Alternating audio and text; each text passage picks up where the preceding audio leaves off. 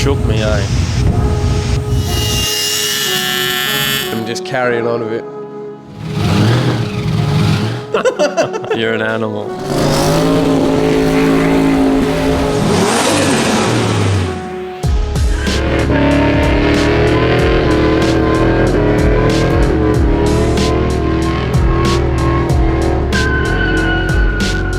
Whether you are watching us on YouTube or listening to us on your favourite podcast platform, welcome back to the Torq podcast.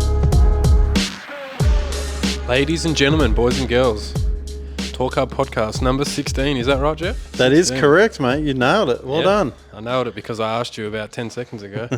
Every but time. You could have forgotten. I did. I could have forgotten before then for sure.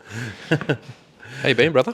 I've been good, man. I've been good. It's hot as balls. It is nearly 9 o'clock at night. Hang on. And it's 31 degrees according to my phone, which means it's probably still 33 or 34 in here.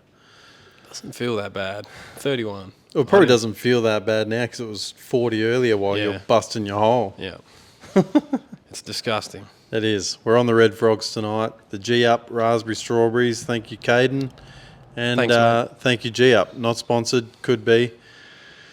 Get on to your brother, mate. Tell your brother. Got to sponsor your boys before Mum gets upset. Yeah. What a month. Yes. Yeah, what a month. School holidays, Christmas, New Year's, it's all been happening. Obviously, we covered Christmas in the last one, but, man, it's just been crazy. It's good, though. It's good. I've been enjoying it. Yeah. We've kind of been taking a break from filming. We've been... from everything, yeah. Doing some tasks that don't require filming. So, I want to tell the good people what you've been doing.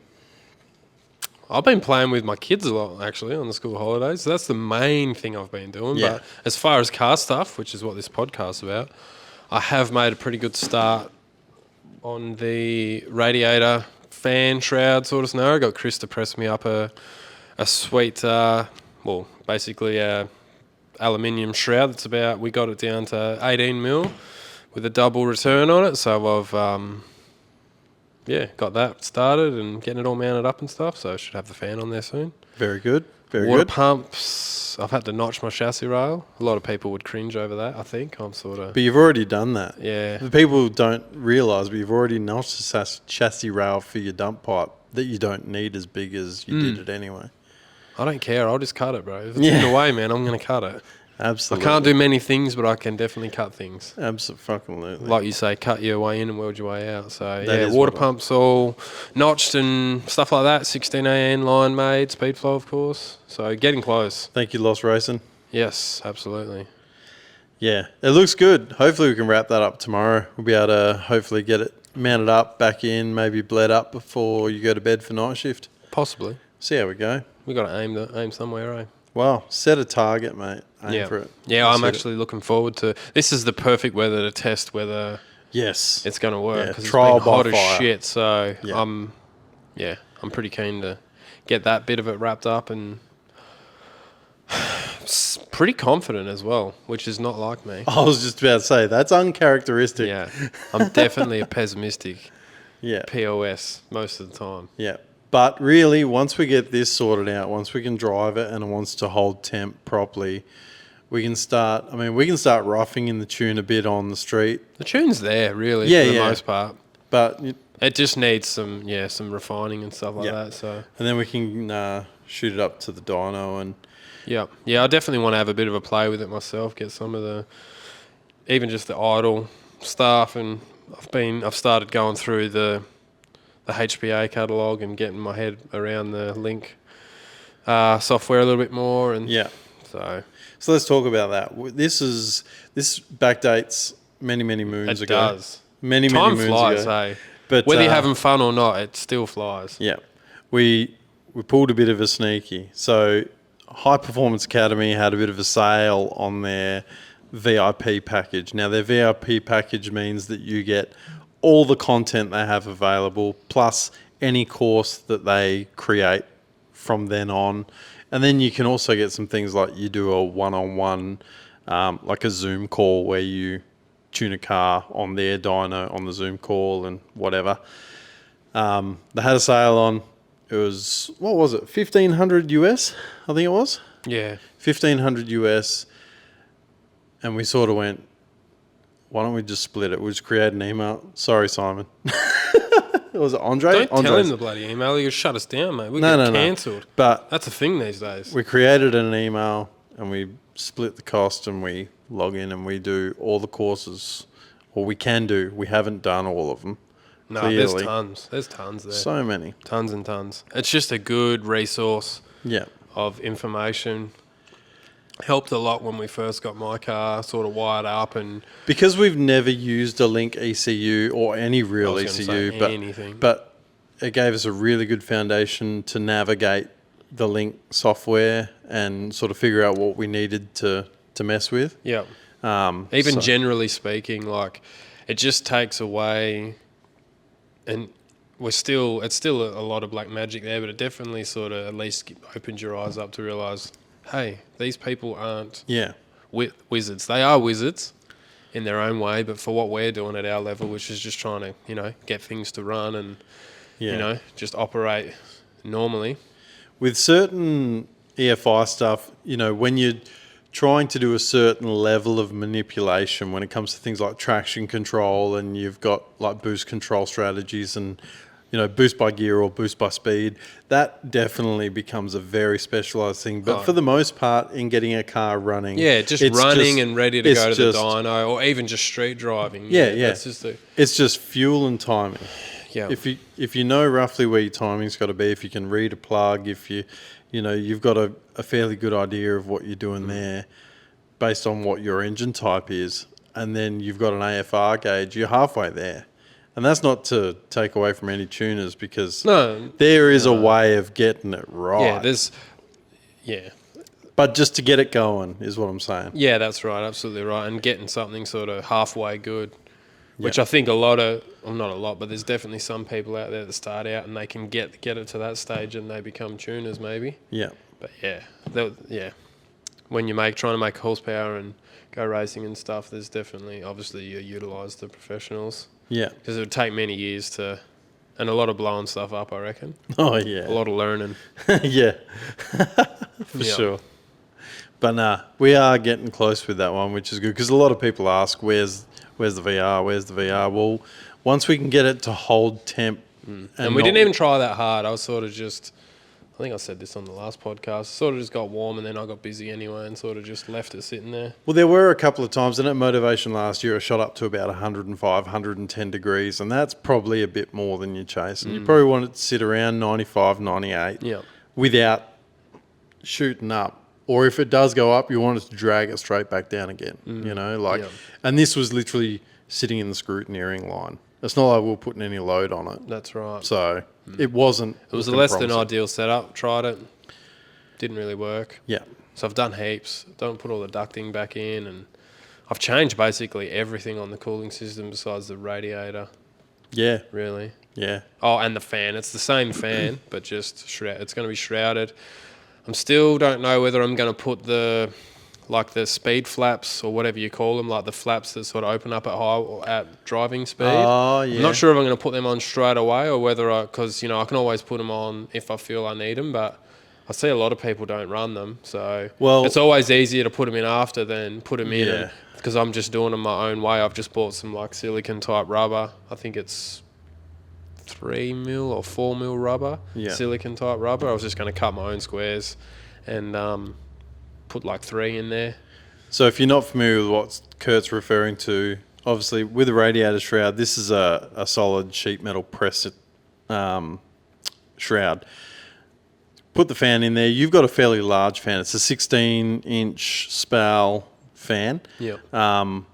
But then you've still got a lot of space around the fan, and what you can do is you can put silicon or rubber flaps so that when the fan is pulling, it pulls those rubber flats up against the metal. It'll pull a vacuum. Yeah, but when you're at highway speed, they'll sort of flap open and let some more airflow through. Because the fan will become sort of a restriction, I believe, once you get up to, usually it's around sort of 70, 80 k's an hour.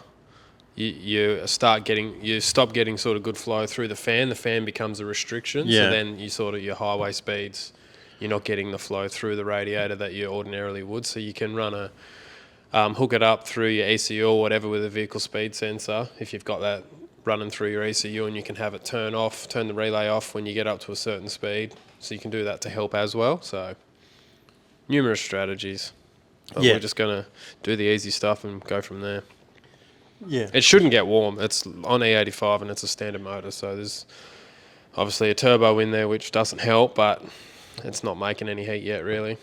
But being that you've got such a large fan, being the 16-inch, it's got a fair bit of, like I say, if you can turn the fan off, there's still a fair bit of area there where the air can flow through. So anyway, whatever. We'll see how that goes. It's all a work in progress. Yep. So I need to hurry up and get that done so I can finish the last few bits on the wagon. Yeah. And get that happening. Yeah, get the fab finished up on the wagon because we do have another project breathing down our neck. Another two, really. Got one sitting over here. You can't see it off camera, but the blue VY is feeling pretty unloved at the moment. Yep. But we've got a turbo here. Look, sitting front and centre. It's fine. You'll get your That's turn. a rare beast now. You don't see turbos with steel wheels in them anymore. No, do that's ya? right. Nah. You remember when it was like, billet wheel? Everything was like, this is sick. Yeah. Now it's just the way it is. That's it. We've got another prop on the table if you're not watching online, but my Eaton M112 supercharger sitting on the bench. Hopefully this isn't a regular occurrence. Hopefully not. Not until we pull it off permanently. Yeah. So if you've been on our social media platforms across the different ones, you would have seen in our stories or on TikTok that, I did dig into it. We did a compression test. Pretty much got 110 PSI pressure across all cylinders except for number one. Number one gave us 25 PSI, which is no bueno. It's no good. Pulled the heads off because I was pretty confident that it was a head gasket anyway. But pulled the head gasket off, and sure enough, number one head gasket is gone. Is blown out. So that's why we got the ute in the background, sitting there with no heads at the moment. So they've been sent off to the machine shop, and I'm going to have them faced. Not much, just it'll be a couple of hours just to get them up lovely and flat. I've pushed the head gasket on this once before. It was number 7 that time, and I didn't bother. I'd scuffed them back with a Scotchy and put a straight edge on them, and they looked all right, so slapped them back on. Obviously, it's done it again. And we know why. It's because it was stinking hot, and we're giving it a hard time, and that was at motivation. I reckon that's probably when it was starting to go, like I hadn't probably properly gone, but it was starting to go. And then poor Caden takes it out for one rip, and that's what did it. That was the straw that broke the camel's back. I think it was fucked well before then. Yeah. But He had it out on a nice cool night, didn't he?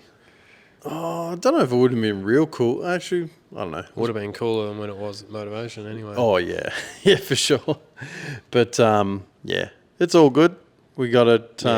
Hopefully, fingers crossed, it's Sunday now. Hopefully I can pick up the heads on Monday or Tuesday.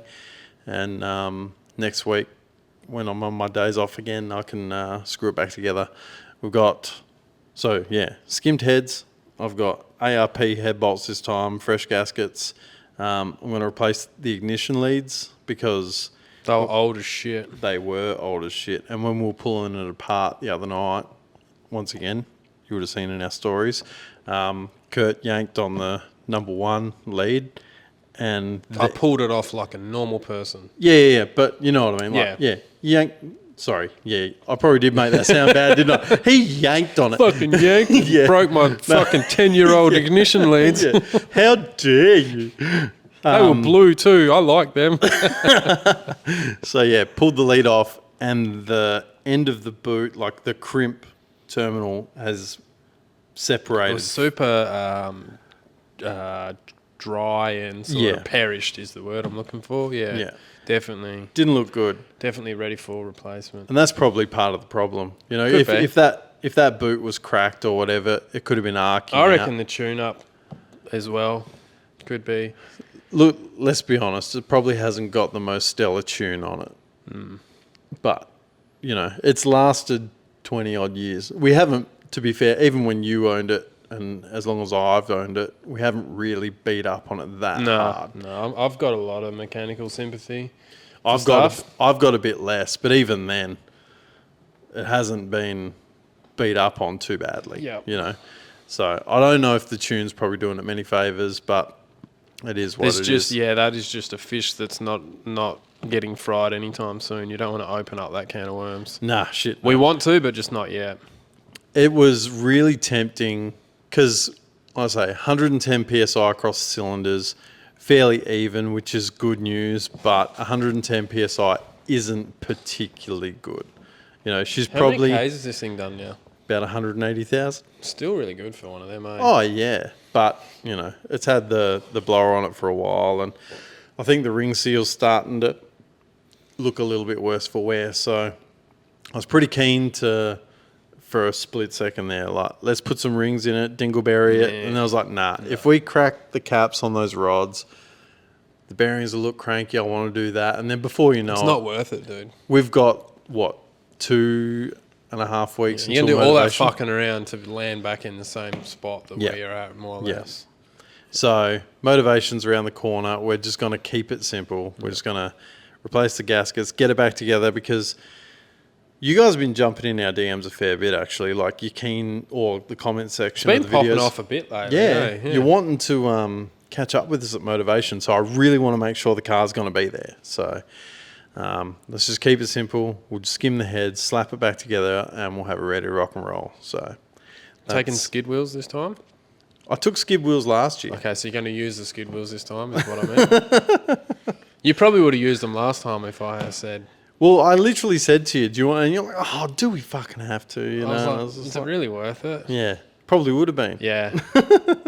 It's all good. We're going to get it back together, guys. Hopefully, like I say, end of next week, I can start screwing the engine back together. It's just sitting as a bare short engine in the engine bay right now.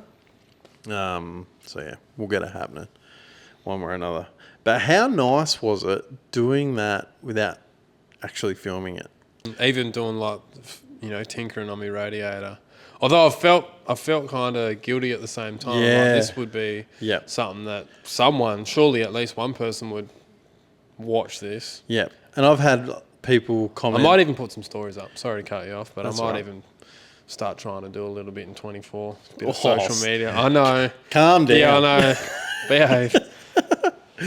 But yeah, it's you're right. You do feel guilty, and we do get people that ask us like, should've. "Oh, are you going to do a video on this and that and whatever?" And like I said, we literally don't have time. If we were to film pulling this all apart, it'd take 3 times longer. And like you said on the night, you wouldn't get any decent shots anyway. You're in the depths of the I engine couldn't bay. see what the fuck I was doing half the time. Yeah, when we're working doing up it the back in the there. dead of night with, these shed lights aren't bad, but they're not. It's nice just to bang some music on and just talk utter shit. You think this is utter shit? Yeah, no, it's True. good. It is good. Yeah. So it's a little bit anti-YouTuber of us, but we're not YouTubers, so We're just people. that's it. Hopefully we'll get it back together real quick. But motivation is fast approaching. We've got a couple of weeks to go, and we'll be there and doing our bit. And like I say, a few of you guys are going to be there. You've already let us know, and we got some mates from interstate coming across as well, and Yep. we're looking forward to catching up with them. And while I'm there, I look forward to talking to a few of you, like about your cars. Maybe you can jump in on the video and do a quick interview or whatever. Or there's a couple of people we want to tee up some podcasts with as well. So it's going to be a good thing for content. It's the best. Oh, I had the best absolutely. time last year. It was so good. Yeah. It was Because mint. doing anything else other than that in that environment, in that hot, just in that Yeah. scenario, you wouldn't want to stay there for the 3 days. No. But you don't even notice it, eh? No, I had a fat time. And before you knew it, it was 5 o'clock, and I'm looking at my watch going, fuck, it's time to get back to camp and start editing. You know what I mean? Like, I just had the thought, I remembered yesterday, I think it was, I was thinking about last year, and I was like, fuck, I didn't even go to bed till 5 o'clock that morning. I think it was about 5 or 3 or something that morning. Me, Mick, and... on Saturday night. Yeah. There was a few of us anyway, up, just talking, dribbling. It was good. Yeah. I don't often start that late. I'm late. I'm a late owl, or a night owl, but not usually that late. We've said when the sun comes up, it's like, yeah. Yeah. We've said it multiple times. It is our favourite thing to do, is just talk cars with people, you know, with actual car guys. That's the go. This week's hot topic. That's hot. Hot topic. Lay it on us, Kurt. What's our hot topic? It's got to be Summernats. It couldn't be anything else, really, could it? At this point. You should have wore a vest. Like Shout out. Matches your chair. Shout out to Winging It Motorsports. Their podcast hasn't come out yet, but Idle Talk episode has been recorded, and they wore the Summernats pink vests. I actually literally laughed out loud. I pissed myself as soon as I seen it. I was like, fucking... So good. Like, fuck, why didn't I think of that? What a meme.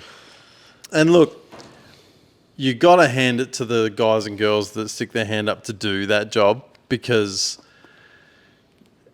it'd be shit. It'd be a shit job when you've got everyone, you know, carrying on Yahoo and throwing cups and bottles at you or whatever. That's probably where you draw the line. But at no point is it reasonable to start laying hands on the punters. Yeah. I don't think. I've been thinking about this the last couple of days because I knew we were going to talk about it. Yeah. I haven't watched tons of content. I've just seen sort of the clips that I'm sure all of you have seen. And you can't really pick a side, really. No. Like, I mean, you can pick a side, but realistically, the two wrongs won't make a right. Absolutely. You shouldn't be... There's mob mentality there, which is just a thing.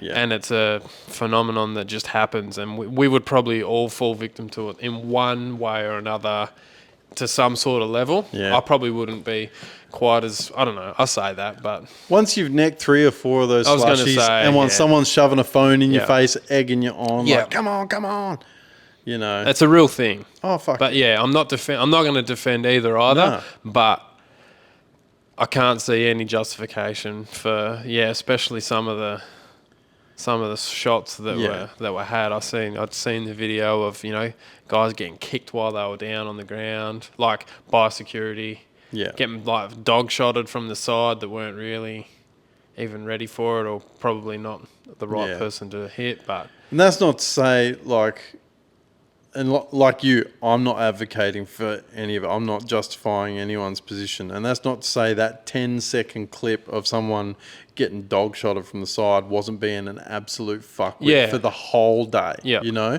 But even then, there's no excuse for it. That's why you hire security. Yeah. So that they can handle it. What I think they need to do, and I might be jumping forward a little bit, but I don't think it should be their job to be right there in the heat of the moment when everyone's yahooing and doing their thing and skidding where they're not supposed to. I don't think it should be their job to rip the sticker off then and there and kick people out sort of straight away. I think you sort of need to handle it more after everything cools down. Right? Just have people that just have it on video or whatever, and you've got the number down, you know who they are, whatever, and then you go over there later when it's not happening or whatever, or you have it written down and they're just banned like for life. If you're that serious about it, you're banned. You're never ever coming back, sort of thing, because that's where, you know, when everything's that intense, you know, of course there's going to be clashing going on. Well, there's a lot of big dick energy and adrenaline running around, you know, like you got people that are trying to make a name for themselves. Left, Yeah, right, the and clout. But that's the day and age we live in as well, where like everyone's after that bit of clout. Well, not everyone, but you know, certain individuals are after that clout, and that's the way they get it, by being a little bit more reckless. I mean, it would be, you know, like I said, I'm not 100% against it. I think it's good there's good and bad bits of both. Yeah, you know, it's good when things get a little bit loose, a little bit rowdy, but you got to pick pick your victims, you know what I mean? Like, if you've got a person that's been at Summernats for the last 10 years and he wants to drop a cheeky little skid on the cruise route, you know, he's probably earned that right. And he's probably going to get away with it too. I don't think they're that strict for the most part. No. But yeah. It's just a tricky one to navigate. There's no easy solution. It's so hard. Because there are pedestrians everywhere, so you've got to try and look at it from both thing. And what do you want? Do you think it's just an event that's just where you go and you just get your 5 minutes of fame or your bit of clout, you know, chain man style or whatever? So you've been there, I haven't. So I haven't sort of had my feet on the ground. I can only sort of judge by what I've seen online from previous years. And, you know, there's cameras in every corner, so I could probably just about map out the joint from what I've seen. But it's different when you're there in person, you know what I mean? And I think you've said it before, the year that you went, Summernats 30, from most accounts, it seemed like it was a reasonably tame... It was tamed. I think they were trying to tame it down a bit back then, and then it's sort of gradually gotten back. I don't think we need to remove that because that's like it's the same thing at the local show we have over here, like rev heads and stuff. Like it's a part of the show, like that bit of feralness and that bit of just like everyone wants to just fucking let off a bit of steam, and I'm all for it. All for it. I'm definitely not the bootlicker I sound like when I get on here a lot of the time, but you've got to, I don't know, you've also got to look at it from the other point of view of what's the longevity of this sort of, because those couple of clips, those 30 seconds worth of clips is what all the everyone sees, really, all of us, but especially the people that aren't in the car scene. That's right. So all of us are going to get tarred with that brush because once you've had 10 beers and you're carrying on like a complete fuckwit, you're not going to look that good in the public's eye. And we want the show to keep coming back. Like, we don't want it to get to the point where, you know, Andy and the team aren't interested in putting the show on. It's just not viable anymore, because then it's gone and it's gone forever. And then what? Yeah. And that's the thing, because the mainstream media aren't going to grab hold of that bit of footage with old mate and his two kids, you know, walking through, getting a Dagwood and enjoying the cars in the Elite Pavilion. They're going to really grab on to that. Because no one cares. No one cares about seeing They're going to grab onto that 10 seconds of drone footage of old mate skidding on the way out, or someone getting kicked on the ground. Which is the clout, which is what the people that do it want. They don't think about the potential consequences of, you know, there's a little kid on the side there, or, you know, a mum and a dad or whatever, you know, and a bit of belt flicks off and fucking hurt someone, or you know, you're just not thinking of that. I think if you're punching tyres on the skid route until you blow the tyres, like that's, you got to use a little bit of noodle. But it could be anything on the road, though, you know, I understand. or whatever. You've just got to think about it a little bit more, which we didn't when we were a little younger as well. So and we probably still there's no moral high ground. We'd probably still do it now if we had, you know, the right environment, whatever. You know, like not saying that I wouldn't punch a burnout down a cruise route or whatever, but time and place. Yeah. It always comes down to that too, doesn't it? You're not going to do it in the middle of Saturday when the joint is lined with people and people are jumping the barriers and whatever. Like it's getting a bit out. The people that are jumping barriers, though, they're free game in my opinion. Yeah. You know, really. Like, I'm fine for those guys to get There hurt. should just be a sign. I don't think they shouldn't. If you want to do it. Yeah. As long as you're not putting your hands on someone's car that doesn't want you. I seen a clip today. It was I think it was like a VE or VF Ute. Did you see that one? It was one of the ones where they were really carrying on. I think his tyres just about popped. And the dude jumps, one of the like Yahoos jumps. He's over the barrier. Like, there was tons of people over the barrier. And he jumps on the bonnet, like, on his shins and knees. He's on the bonnet like fucking, he's just pumped on it. I'm thinking, fuck, man. What level it's do you need? It's just too much, eh? It's a little bit too much. But that's just what happens when you get G'd up. He probably cooled down 5 minutes later and thought, fuck, that was a bit much. But in the moment, what level, we all get in the moment. What level do you need to be at to jump on someone's bonnet, though? We spoke about this last year when old mate reached over and yanged on the throttle of that blower car. And then you've got people, you know, reefing on people's rear quarters and stuff. What level do you need to be at to jump on someone's bonnet? Is it a surprise though? Really, you got alcohol, you got tons and tons and tons of like-minded people that are just all getting G'd and just want to see skids. Yeah. It's really no surprise that it does happen. Yeah. I don't really know if there is a solution, if we need a solution, or what. I think there is, but I'm going to leave it till a little bit later. I've got something to revert back to for this conversation. Yeah. But Other than that, so look, we've spoken about, I guess, some of the got that out of the way. Yeah. Good on you, champion. Yeah. Let's talk about the cars of Summernats. There were some rippers. One of my favourites that, or our favourite. Yeah, I was going to say, our you're going to favourite. steal my favourite, yeah. No, it was our favourite, was the blue VK. Yeah, Zoran's. That thing I seen it. was off tap. Yeah. It definitely had the sort of, the Timmy Laidler, like, impact to me. I was like, wow. 'Cause Yeah. You just said it's just something that little, Yeah. well, not even that little bit, that lot of bit extra. Because it's like the body's been done to show car quality, but then you've just cut the whole inside out of it, and the bar work that's in there, the engineering that's been put in to make that thing what it is. Before you even get that close, just from a distance, you can Yeah. see it's 110%. Like, there's on its hole, and then it's on its whole hole. Like, Yeah, that's on its yeah. whole hole. All the whole. Yeah, there ain't a single bit of freckle that ain't touching the ground It's, on that I was thing. going to say, it's dragging its freckle on the yeah, bitumen. Yeah, it's on its whole holes, and it looks really, really Yeah. good. You sent it to, well, we sent it to each other, kind of. Yeah. And then I was just like, fuck it, I'm cutting my floor pan out. Yeah, We're doing it. yeah, yeah. No, very. I mean, we've seen a million blue meanies. I was just about to say, the only thing that kind of takes away from it for me is that it has been done as a blue meanie, because you've seen 100,000 of them. I think it probably would have been nicer, say, if it was done like a tuxedo black Calais or something. Nah, I don't think so. You don't think I'm so? going to disagree. Yeah. You are? Yeah. Okay. Just purely because there are, there's a lot, not a million, obviously, but there's Obviously, a that's ton a of a lot of blue standout. meanies, and then Yeah. he can still do. It's still a blue meanie. There's nothing different as far as things that are bolted on or colour or anything, and yet he's managed to just be like, oh well, he's just set a new standard for what I think Yeah. the sickest of that particular sort of body shape and style is. It is. Like, Yeah, it's Yeah. next. It's like taking it up another level. Yeah, yeah, in a way, yeah. yeah, He's just he's managed to, not that he's trying to, because it's a race car, so he's not Yeah. trying to stand out. He's trying to go fast, but he's managed to do both at the Yeah. same time. If you can build a race car at show car quality, you are doing something right. Yeah, That thing is wild. yeah, it's very, very nice.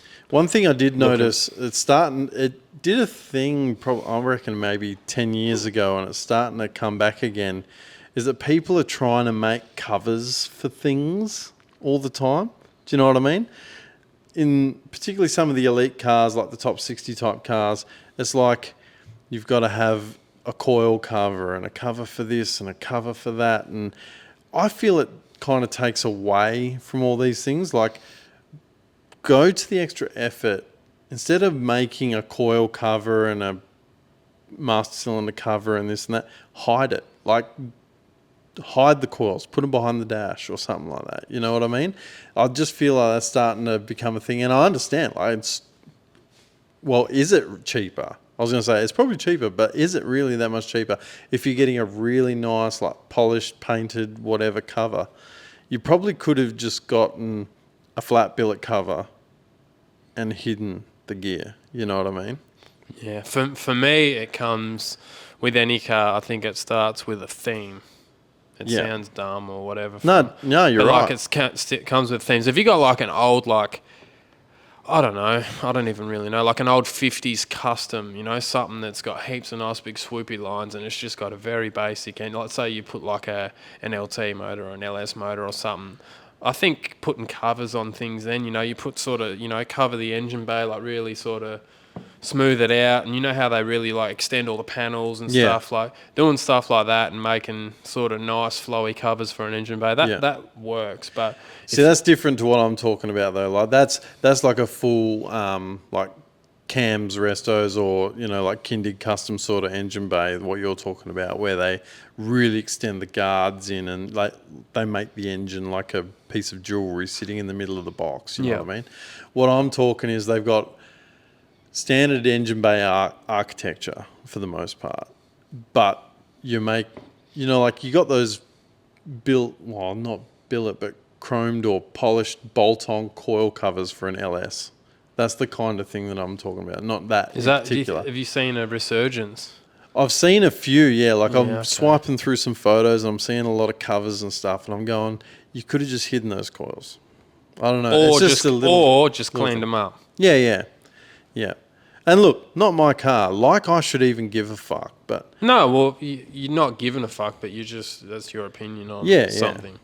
But it's just like when you look at some of these cars like that VK, once again, it's a race car. It doesn't need You can tell it's a race car in the first 3 seconds of looking at it too. Yeah. That's the beauty of it. Yeah. You know? But you know, some of these cars, I don't know, they're done to the taste of the owner, obviously, which is great. Like anything, I mentioned it. I think it was on the last one. You can see sweat equity in anything. Yeah. So when you look close enough, you can sort of start seeing when things are either missing or things are really neat that aren't normally. You can see like, fuck, there's a lot of work in this and there's a lot of work in that. Whereas, a pressed bit of guard or whatever, you can just see that was a simple solution. And that might just be what it is for now. And it's not right and it's not wrong. Yeah. Because I feel like I've gone that way a little bit in the last few bits just on my car. Like the notch I did on the chassis, like I honestly didn't even try. I just grabbed the white paint that I had in a rattle can and I just put a bit of etch on it and I knew it was not going to look great. And I'm like, I'm okay with it for now. I'm not trying to make it look good for now. Do you I want to get it going because I know I'm doing it again. Yeah. But do you think anyone's going to bury their head in the engine bay and look next to your And that was water another one pump? as well. If it was up higher, I would have worried about it. But yeah, that's just what I'm getting at. It might not be. Yeah. It just depends what you're trying to achieve because you just don't know where they're at. Yeah. With it, but that doesn't. Yeah, your point's still valid. Yeah. I've never liked I hate real fabricated looking. I love fabrication. It's Kind of your living. Yeah, it's my living, and I kind of like I like it, but I don't like it just for the sake of it. Like when I've seen it before where people have like fabricated like fairly close replicas of like a factory like radiator overflow on an early Commodore or a second gen or something like that. Would have taken them ages to make it, and it's just like what. Could have just got a repro. You could have got a repro one, or you could have just made something and put it somewhere else. Yeah. It doesn't look that good. Like even though it would have taken a long time. Yeah, I just don't really like. I'm with you. I don't particularly like that look on my own cars myself, but I can appreciate someone doing it. Like if I've seen it, I'll be like, fuck, that would have taken a bit of work to do that. Yeah. So other than the VK, were there any other cars that kind of took your attention? I did have one, and I've sort of forgotten them, which doesn't really validate my point too much. But I want to shout out friend of the podcast, Daryl Cal SPL, had a pretty extensive hand in helping with Ton 871. Did you see that one? It was a like WB 1-tonner, candy apple red, blown Holden engine. I think I might have seen some photos in the DMs, maybe. Exceptional. Considering I saw a photo of how they pulled it out of a wrecking yard and what it turned out to be I think it ended up top 20 at Summernats, and what a ripper little car that is. Top 20. Yeah. And I think I saw an interview, I can't remember which channel it was probably Street Machine, with Broads, and they were talking about the car, and the owner hasn't even sat in it yet. Really? Like the trim is at that high of a level. Like he literally hasn't sat in it yet. So I think it's one of those cars that's going to do the show circuit for a bit. Yeah, while it's still fresh and new, and then start putting some Ks on it. But for the most part, I think it's engineered and like ready to rock and roll. So that was an epic little bit of gear. We have tons of like epic builds.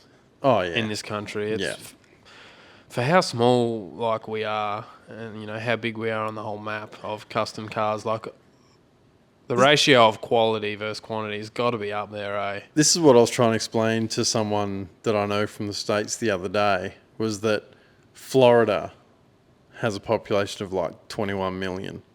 We've got a whole country that's got 25 million, you know, like bring the whole state of Florida here and you just about match our population. Yeah. It's crazy. But like I say, even though we lack in people, I think got- we've got as far as like trades based, like a lot of people in this country go and do trades. yeah, So like compared to other, like, you know, you think of America, they're just, the cliche thing is you got to go to college and you got to do this and you got to do that. Whereas we don't. We want to get the fuck out of, not all of us, obviously. We've got a lot of clever cookies as well, but there's some dumbos like myself that just get out of school at 15 and get straight into the workforce, and you know others out there, learn trades and become really good and get passionate about cars. I feel like we've got a pretty good car culture, like generally speaking. Yeah. Like, yeah, I agree with you 100%. There are definitely a lot of white collar people that do get around the cars, but the blue collar population in Australia is, it's definitely the majority, and a lot of people do want to get in and do it themselves, which is... And even just the shops though, like Yeah. all the trades that you use to build, that's all blue collar stuff. Yeah. So- yeah, for sure. So like, I'm talking even more the professional side, like all your different rod shops and spray painters, and we've got some of the best people out there. Period. Yeah, for sure. And some of them are not necessarily the big shops with the shiny sign. Yeah, I was about to say the stuff that can get built in a shed. You only need to look at Aiden's car and like even X-Boss and stuff like that. These cars, were built for. Yep. Were built in backyard sheds for the most part. That's it. You see the Instagram photos of these magical workshops, and they got all the hexagrid lighting, and they've got all the high gloss floors and this and that, whatever. Like that.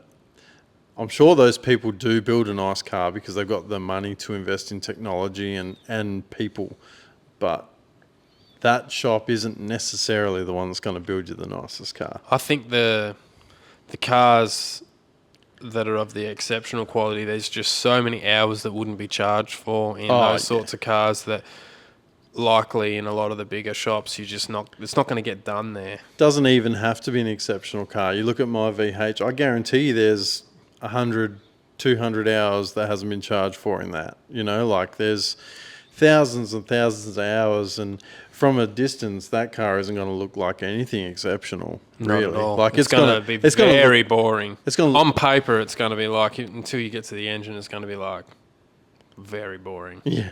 VH white. White VH. What a wasted opportunity, Jeff. You could have put custom candy on that bitch. I could have. And then been absolutely terrified to take it anywhere and do anything with it. Exactly. No. But, like it's a beautiful car. I love it. But, like when you talk about the custom candy and the this and that and top 20 Summernats or whatever, I'm just not at that level. But that's another $100,000 again, Plus. It's, yeah. And not what the car was built for. No. Speaking of elite cars, Grand Champion, there can't be any argument this year, surely. Obviously, last year was the Porsche, and everyone sort of got a little bit 50-50 on that, but a 68 Dodge Charger with a 604 cube Keith Black Hemi built by Victor Bray with an 1871 blower with a claimed 3,000 horsepower. I liked it. I like those. I like that body shape. It doesn't get much tougher. It doesn't. You forget. I forget. There's so many more cool cars out there. Yeah, that is a wild unit, and stand back and you look at the body lines. They just, though that era, the late '60s era of American car, just the hips on them. And when you look at that car from a distance, not that I've seen it in person, I've seen it on videos and that, but man, the width of the rear tires, it's got steamrollers on it. Yep. It's a mad bit of gear. Yep. Beautiful car. Yep. Absolutely. The surprise, though, is probably Forged XY. Cleaned up in the presentations, gold trophies for days, but didn't make it to Grand Champion.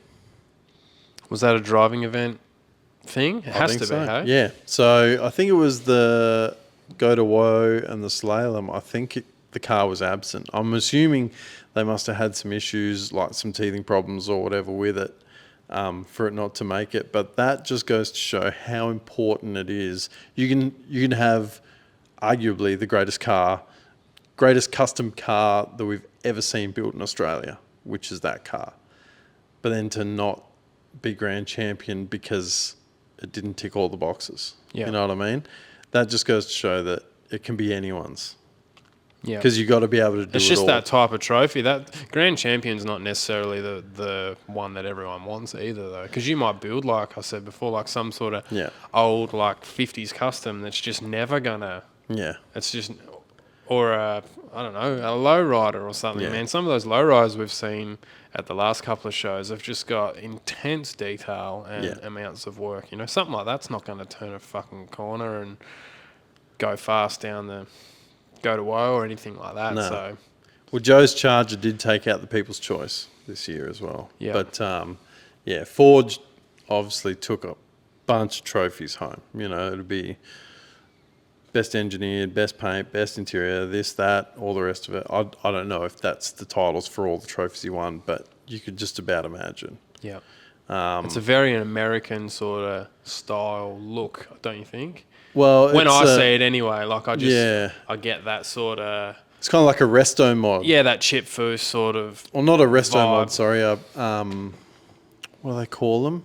It's not a resto mod. It's a Pro Tourer, Yeah. just about. Actually, James Malaby messaged in. Did he message in or call in last? No, he sent last us a month, message, yeah. and said he wanted to speak on all the differences of all the different mods and stuff like that, or at least have a bit of a chat about it. Well, I've got my opinions and you got yours. Whether I don't even think. whether too the much. dictionary agrees. Yeah. Should we get into that now, or do you want to? Sure. Do you want to finish the Summernats chat? Yeah, finish that off. Okay. Well, we can roll that into it. I don't think it really matters. We're not that official around here. No. I don't have much to touch on it. No, I just want to say a big shout out to all the guys that ran out to Summernats and kept us up to date with the content while they were there. In particular, big shout outs to Wiener Motorsports, Picnic Media, Street Machine, and obviously the Summernats Media team as well, doing daily uploads, just about all of them. So it sucks to be missing out and sitting at home when you wish you were there, but when you're on the other side of the country, it's a bit hard. We're just not there yet, bro. No, we're not there We've yet. got to do other things to make money for now. Yeah. Would be nice to be one of those people that can fly into an event, live it up, fly home again. Yeah. But we ain't there. These obligations. Yeah, these bills. But no, it's awesome to see so many content creators getting around it, you know what I mean? Like there's for those guys, thank you, sir. Extra cheeky beer. Well, it's not beer, is it? No, it's the vodka ready furthest to thing drink. from beer. But it's great to see some guys getting stuck in and creating quality videos as well. It's not just a shitty live stream with someone sticking a GoPro in their head and walking around. You know, like they actually commentate and they put a bit of a storyline together, and it's enjoyable to watch. You know what I mean? Which is awesome. So I got to say, shout out to you guys, and I hope it did really well for your channels while you're there. Yeah, well, we wouldn't know shit without that, would we? 'Cause No. we weren't there. Yeah, exactly. Yeah, exactly right.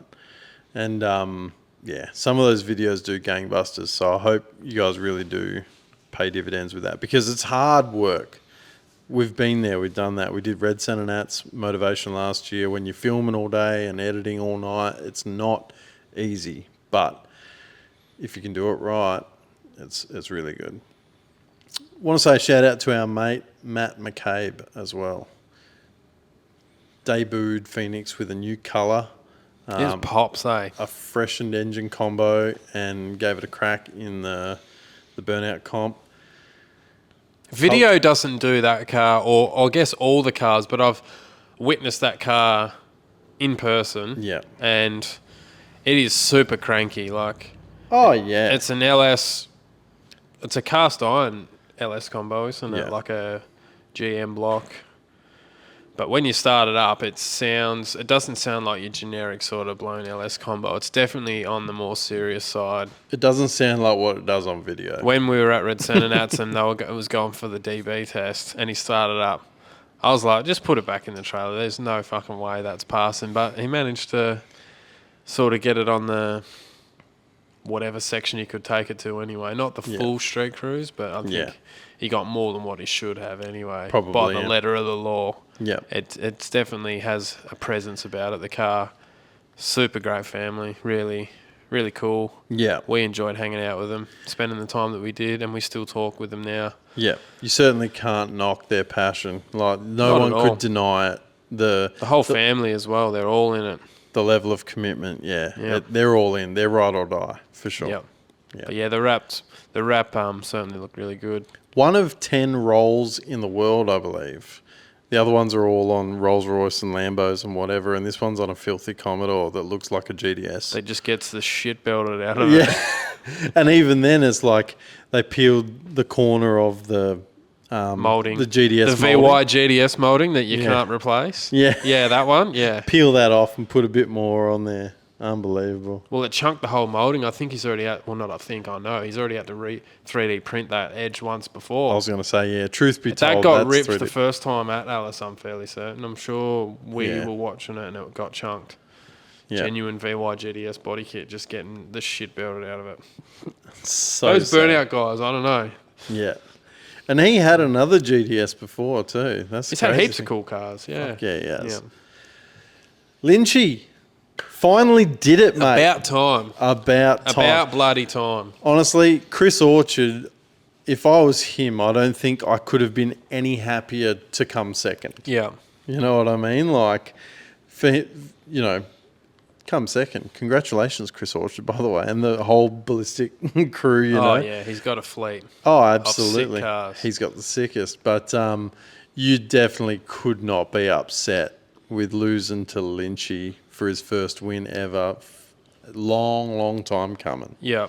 He's got a cult following, that guy, for good reason. Absolutely. Yeah. So maybe the He's definitely got the driver mod anyway, let's put it that way. maybe the hard tip-ins are coming back, mate. I think they've always been there. I think, hey, any judge sport is open to interpretation. It is. What someone likes is not going to be the same as what someone else likes.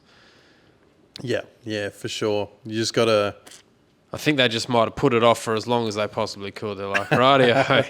All right. The here it is. inevitable is we've reached that milestone. Yeah. Nah, it was good to see. And the dude was so stoked. Like, Everyone was. Oh, yeah. Everyone around there was pretty pumped. yeah, for sure. Nah, you definitely couldn't be upset. I reckon, yeah. I had a good time just watching him be announced as the winner. I was like, yeah, that's the guy. Yeah, you can see he's put a lot of work into his whole program. Oh, yeah. Yeah, fuck yeah. Years and years and years, you know. Like, I don't think anyone can wheel quite like Lynchy. No. You know. Anyhow, we'll circle back to our previous conversation. Let's talk about some definitions of cars. All right. Pro Street. What do you call a Pro Streeter? Pro Street is something that, in my eyes, it's going to be more or less drag orientated in far as looks are concerned. It's going to have tubs. It's going to be low. It's going to have heaps of rubber under the back. Cages, not necessarily, but more or less you kind of have to have it. Yeah. Cages, motor more or less is going to have to be out of the bonnet or Blown. blown. Not necessarily blown, but it's going to have a tough, pretty, more or less a drag car. Yeah. But in a sort of more standard body shell type of way. Well, that's kind of where Pro Street comes from. I think I mentioned it last potty, is that there was an American race bracket which was Pro Street. And that was, sorry, basically like a back half car, big tubs, solid, like awesome rear end, cage, whatever. And yeah, that's what More or less stock body street looking cars. Yeah, something that looks like a street car but has, blown engine, big tyres, which then brings us into Pro Mod. So Pro Mod... Well, Pro Mod's a racing category, isn't it? Yeah. But that's a car that's based on a street car but doesn't probably look like a street car anymore. No, not when you stick it next to a street car. No, because it's probably got the long nose Yeah, on it. I think later on as drag racing evolved, the pro cars become less of the real thing. Obviously, you start stretching wheelbases and doing stagger in the front end and stretching wheel arches and lifting bonnet lines. And you look at something like Jeff Lutz's car that he brought over, that GDO Monaro. That thing, if you stuck that next to a normal Monaro V2. Oh, you can't call that a pro mod. It's got steel roof and quarters. Yeah. I don't even think it does, dude. I'm sure that's a fucking... I'm pretty sure that is Full a composite body, and he's done... Reaper. He done what Reaper did and fucking put skins over the top. Yeah. But sort of getting back more to the non-racing stuff, Pro Tourer would be another concept, I guess you would call it. And to me, Pro Tourer is basically the opposite. It's a more circuit orientated, so it's going to have trick suspension, really trick suspension. It's going to be, in my eyes, a lot of the time it's probably going to be 3-pedal car, manual. It's going to have a manual transmission. It's definitely going to be set up for handling. It's going to look very stock as well. So to you, what's the difference between... Because I agree with you there. A Pro Tourer is basically an old, say, 60s, 70s car, but it's got 2010 technology all the way through it. You know, like the suspension, the gearbox, the rear end, and also, so it's going to be comfortable. It's going to have a nice interior. It's going to be fully finished. It's going to have injection or direct injection even. You know, that kind of thing. I think the other sort of big difference with that will be the type of wheels that are on it. It's going to have a more low profile style wheel on it. You're not going to see like a 15-inch wheel, in my opinion anyway. That's just what I think of. So they probably got like an 18 or a 19-inch wheel with a low profile tyre. Whatever, something that's going to handle good. Yeah. But what's the difference between, say, a Pro Tourer and a Resto mod then? Probably less performance orientated. Resto mod, in my eyes, would be more utilising sort of current. So you use like more current Camaro, probably even a floor pan or something like that, and utilising late model stuff, but putting the old body. You're really just trying to capture the body and the look, but you're using more or less current technology, road car stuff. So for me, I think a Pro Tourer would be the one that would use the newer model floor pan. This is my interpretation anyway. Like say a newer model firewall floor pan sort of deal. A Resto mod would be stock body, stock suspension location, probably close to factory interior, but say with maybe like a digital dash or something. But like the seats and the carpet and the dash are sort of fairly original or original inspired rather than a Pro Tourer which with might a different have, dashboard and stuff. Yeah, like a fully Alcantara wrapped, flowing dashboard, that kind of thing.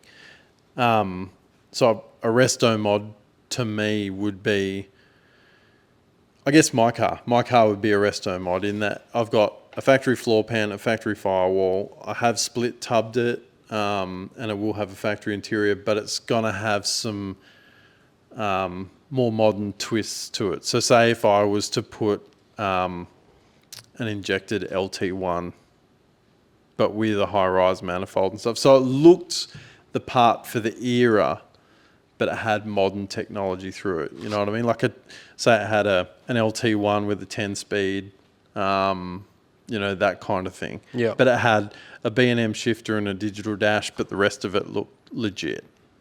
You know what I mean? Yeah. That, to me, would be a Resto mod. It kind of makes more sense to the name anyway. Yeah. But, yeah. Yours is just going to be like a Melbourne spec cruiser, really. Yes. Yeah, pretty much. That's what we're going to call it. Yeah. Perth spec cruiser. Nah, Perth spec's like, used to be late model, HSV, or Falcon. Yeah, it did. Perth, man. It's probably changed a bit now. You got to say, Perth and WA produce some of the toughest cars in the country. I think out of the wild card list, I reckon half of them were WA cars. Really? For Summernats. I reckon. Wouldn't be far off. There was a lot. Yeah, Chris is doing his fair share. Oh, yeah. Wow. Doing his fair share of heavy lifting there. So let's talk about those cars. So he's got the game. NASCAR engine, VH, black, looks sick. Sick. Belts tyres. Then you've got the OG, white VL, blown. LS? Small block. Can't remember. I can't Not remember. sure. But still, looks sick. Punches tyres. Then you got is it a VE or a VF fronted VE or a VF, whatever? 700 cube, big Yeah. block, blown. Like, got the best of all three worlds. Yeah. What a weapon. They all look good too. Oh, yeah. Yeah. Yeah, They stanced out I like nice. his style for sure. They are good bodywork. You know, like as far as we say we're not skid guys, but as far as burnout cars go, those ones are Yeah. tasty. Real tasty. Most definitely. Like 3-piece feed tasty. Definitely. You know what really grinds my gears?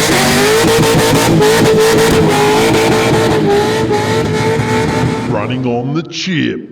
Burnout Cars was a good segue to On the Chip, powered by Reed Speed. I want to say thank you to Reed Speed as well. He's jumped on again for another year. Absolutely. What a dead set legend. Yeah. We appreciate all the support. And we'd appreciate it if, or we do appreciate it when you guys go ahead and support him too.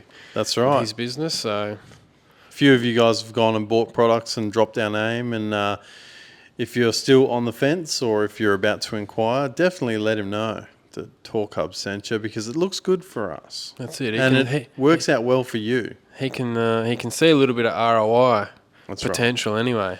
So thank you, Reed Speed, jumping back on board in 2024 for all your accessory drive needs.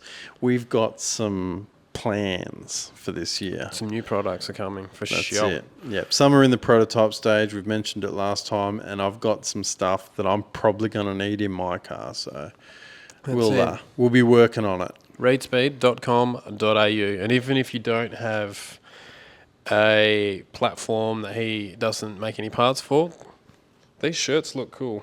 They do. You can go ahead and just buy a shirt. They do white or black. I wear mine all the time. Yep. I love it. So I'm you surprised. can always just buy a shirt. I love shirts like this, like Yeah. of business. You're not going to see anyone else really out there wearing a Reed Speed shirt. No. It's just not going to happen. So No. You're going to see everyone on the Kmart shirt game, but not many on the Reed Speed shirt game. yeah, What do you got that gets you on the chip, brother? I seen it. Summernats hadn't even started yet, and I was already on the chip. Fella cruising down. He's done the righty, okay? So he's put his car on a trailer and he's cruising down for the weekend. White VRSS, nothing too crazy. Clean. He gets pulled over by the fuzz and gets a sticker on his car because he's got his rego plates on, so they know exactly what it is and who he is and what's happening. A dog move in my eyes. Cars on the trailer. Let it be. I understand it's a registered vehicle and they're now deeming it unroadworthy, right? That's the intent here, is that it's a registered vehicle, registered for the road, and they're going to say that it's no longer roadworthy for the road. But It wasn't on the road. exactly, everyone always says, oh, go out to the track, do it there, do the right thing. Don't fuck around on the street. So old mate goes to the effort, gets a trailer, dragging the car to an event where he can play up. He's spending money in probably another, I don't know where he's from, but probably another state. Yep. Tourism. There's nothing bad going on here. These are all good. And that's not to Good mention vibes. the tens of thousands of dollars he spent at different shops building the car. You know what I mean? Like supporting the industry, supporting the economy.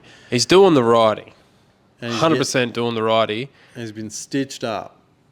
Fucking not fair. No. It just goes to show where some people's heads are really at. Yeah. It's hard to get that respect back when you do those sorts of things. If you really cared about the road toll and about people being fuckwits on the road and all the other negative shit that goes along with it, you would 100% let that fly, wouldn't you? There's no way around it. You see someone got their car on a trailer, they're doing the right thing. Let them be. Catch them another day when they're driving it on the road and they're potentially being a fuckwit or whatever. Get them then. Look, if your car is blatantly illegal and you're driving it on the road, which, let's say probably 70% of the people watching this video are doing exactly that. If you get stung, you're probably just going to cop it in the chin. It is what it is. I'll rectify it. I'll either get it over the pits or I'll turn it into a full race car. Either or. You've probably got... You've made that choice when you've taken it out. But when you've got it on a trailer and you're taking it to a sanctioned event, fucking let it be. Yeah. It just goes...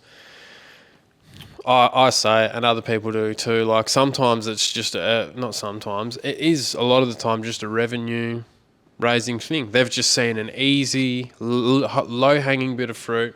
We can book this dude, and they've justified it in their own brain however they have. I fucking hate letter of the law, by this book and by the letter of the law, blah, blah, blah. Be a bit real and be a fucking... Subsection 2.3, exactly. section I, subsection fuck off. Yeah. Yeah, it's ridiculous. And you're never going to get respect, which they don't care. I know they don't care, but it just really just proves the point sometimes. I'd be pissed. But in saying that, even when I took my car to motivation last year, I didn't have my license plates on it. Circling back to the start of the episode when I said I'm a pessimistic piece of shit, I think of these things because when something can go wrong, sometimes it will. A lot of the time it will. So for all you guys out there that didn't know, if you're in the same situation, take your fucking plates off because... But even when we film, you take your plates off. Yeah. I don't want people... People don't need to know my license plate, especially not with all the shit I've done to my car. Yeah. Like, it's just not a thing. I don't need that smoke. Yeah. I do not need that smoke. I leave my plates on because I don't care. Your car's engineered, cunt. Your car is engineered. Mine can't be engineered. We've spoken about that too. I've chopped the fuck out of it. Yeah. I've done you can't engineer what I've done to my car. But even having an engineer's certificate isn't going to stop me from... Because I've been stickered in that car, but it just made the process a hell of a lot more painless. Yeah, it was easy. I took it over, made sure all the lights worked, made sure I didn't leak any oil, and I got it over. Whereas when it's not engineered, it is not like that. No, that's right. So I'll get to live that life each to their eventually. own. Yeah, yeah. I'll live that life. That's just the day and age we're sort of living in. That's where their focus is, Jeff. Yeah, which it says a lot, really, and it doesn't sound good. No, which is why I think. Fuck, we're going to go on a tangent here, which is why, as like a community, we've sort of got to stand together. It's not just, I'm a Holden guy and I'm a fucking Ford guy and I like imports and I like mini trucks or whatever. You really want to try and it'd be good to sort of get a lot of us united. Just turn around and on say, that front, I like modified cars. I like fucksing with cars. I like modified cars. You might not like, I know I don't like a lot of different cars, but I like car people. Yep. And I can appreciate them. Yep. And I would get along with all of them. There's been heaps of people that have walked up to us and talked to us or whatever, and they've, so what car have you got? And they tell us, and both of us would be like, I'd never fucking own one of those. But you're not going to say that to the guy, for one. But also, you're going to be like, so what mods have you done? And they're going to start telling you about, I did this thing and whatever. And a lot of the time, it's some really fucking, like, and sometimes you'll be like, actually, ingenious stuff. That probably wouldn't be a bad car. Exactly. So you can turn a bloke. Yeah, I've never been into like Evos and stuff like that. I like the look of them. I think they look cool. It's just not really my jam. But I drove one, and then I was like, I get it. I get it. I get it. I can go around a roundabout at fucking 100 in a Commodore where I would be struggling to do it at 60, and I'd be in the bush. This thing does it at 80 Ks and you're not even trying. I get it now. Yeah. And they're not very heavy and they actually move pretty quickly for minimal mods. Yeah. I get it. That all drive life. Yeah. It's pretty good. So, yeah. Just because someone doesn't... The whole... I don't really get into the whole Holden and Ford thing. I do if feel like being a fuckhead, but, for the most part... For the most part. This is like we've had I don't people... actually buy into it seriously because some people are serious. Yeah. I'm sure if we cut Michael our good friend Michael. We cut him. There's going to be blue paint all over the floor, eh? It's going to be a mess. Yeah. Don't you think? Yeah. And his yeah. dad would be exactly the same. Dark dad blue. would be worse. It'd be dark blue. Yeah. Like, it'd be fucking... We love him for it, though. Oh, fucking oath, yeah. And they let us hang out with them, so whatever. Yeah. But no, it's like you say, you got your people that are into their certain things. You know what I mean? And they're the people, if you're one-eyed about things, that's, in my eyes, I think it's a detriment to anything. And you're probably going to be one-eyed about a lot of things. Yeah. You're going to be that one-eyed fucking AFL supporter or whatever that it's going to be hard to be around. And I know that we carry on a little bit about the Holden V8 and this and that, whatever else, but really, I think most people who watch our stuff kind of understand that what we're saying is mostly in jest and that we do, you know... We understand. We don't really hold grudges. It's just something. You've got to have something, don't you? Yeah, but you get people that go like, "Oh, hey boys, I know it's not a Holden button." It's like, bro, do you remember we built an XY? You know, we did the plumbing on a compound turbo JZX 100. You know, like if we F6s, all sorts. If we really stuff. cared that much, we wouldn't have done it. Yeah, you know. Although there is another Holden coming to the channel. Yeah, sorry. Anyhow. But yeah, I think all of our circles that I've just mentioned, all those sort of different genres of car guys, those circles aren't getting bigger. No. They're getting smaller by a rapid rate. So there's going to be a point where, you know, you put the pitchforks away. Although I'm not saying that. There's obviously a push. There's obviously a push to sort of move away from what it is that we do to go towards something that people would prefer we do. Although in saying that, did you see the news headline? There's Hertz Car Rental are selling their entire fleet of EVs, going back to internal combustion cars. Yeah? Yep. They probably figured out that in Australia it doesn't fucking work. Probably not. They're probably already fucking nearly due for new batteries or something silly like that. Yeah, crazy. Yeah, I can't see it taking off, to be honest with you. I think hydrogen or something like that's probably going to... I think so too. I'd love an EV. Don't get me wrong. If my missus wanted to get rid of... She's got a 2017 MUX. And if she wanted to get rid of that and get herself a Model Y, I'd be like, no worries. We'd do that. That'd be fine. Because 9 times out of 10, she's running from here to work and back. And if she's not doing that, maybe she's going to Perth and back. And Perth's what? 2 hours. Let's say it's 2 hours.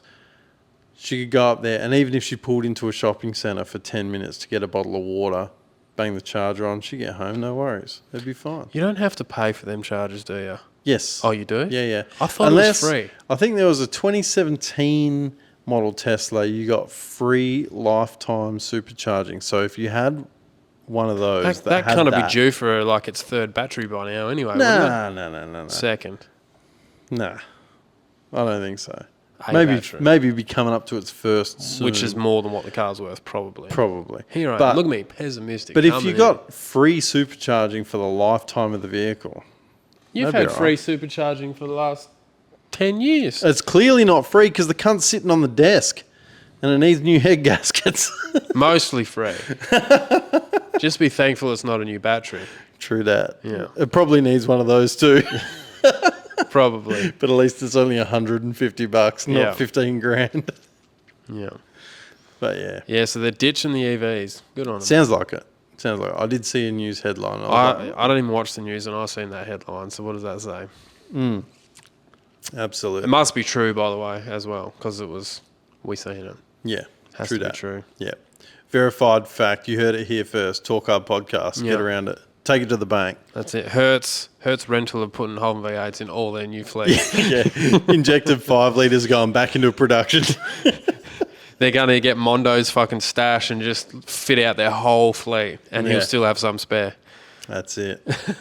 Hope you got your hoodie all right, Mondo, and I did chuck a cheeky little stubby holder in for you, mate. How cool was it you posted up you got the screenshot on Jake's Chop Shop video of the Torq Hub shirts? That was cool to see, wasn't it? Yes, yeah, a couple of Summernats punters. And then that was Tony Marina. Shout out to Tony. He's been watching and following for a while. Wore his shirt out there loud and proud, so thanks, Tony. I was pumped to see it, like watching the video. And shout out to Jake's Chop Shop as well. Like what he did with that VN.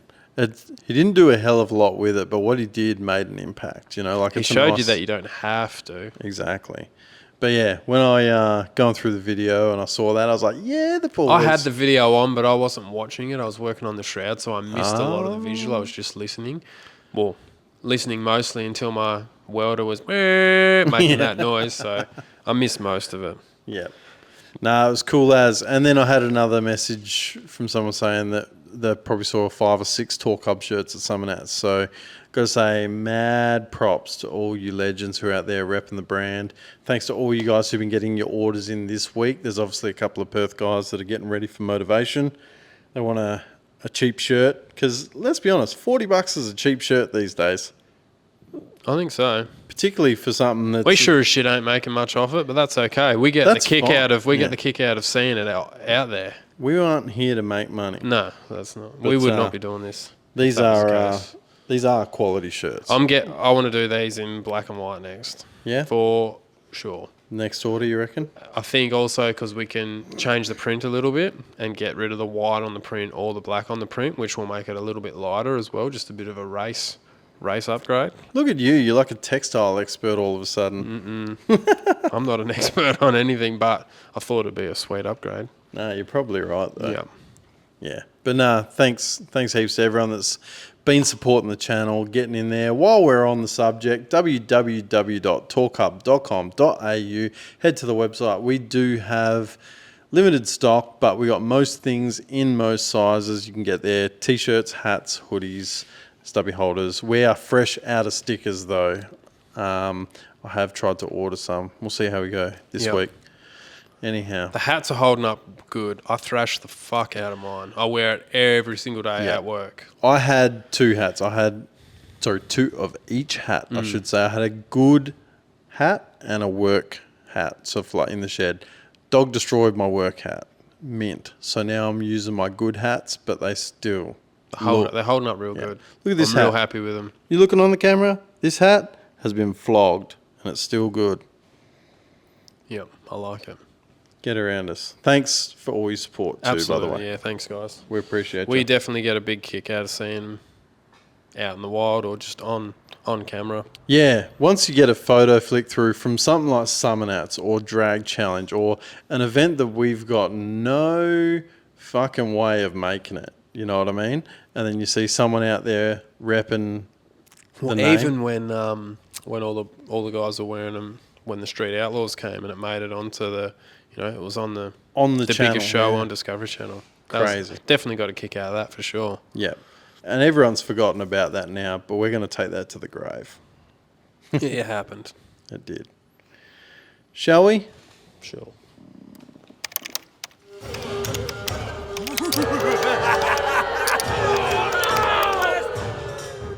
Under the bridge. Do you have any comments that have been highlighted for you over the last couple of weeks? We've actually had really good engagement on Facebook the last couple of weeks. Everything's been flowing really good, I feel like. We've been doing it for a little while now, so maybe we're starting to become like a little, not more popular, but people have just seen us little bits and pieces that many times. Like, I'll give them a follow. Throw the dog a bone, you reckon? Exactly, yeah. Nah, nothing that stands out. I think there was some old dirt you wanted to dig up from that we forgot to mention? Maybe it was last potty. About... Yeah. Jeez, what was that about? What was that? Was it the Photoshop stuff, or did you cover that? You did cover that, didn't Nah, actually. we It was covered before that. It was another one. Yeah.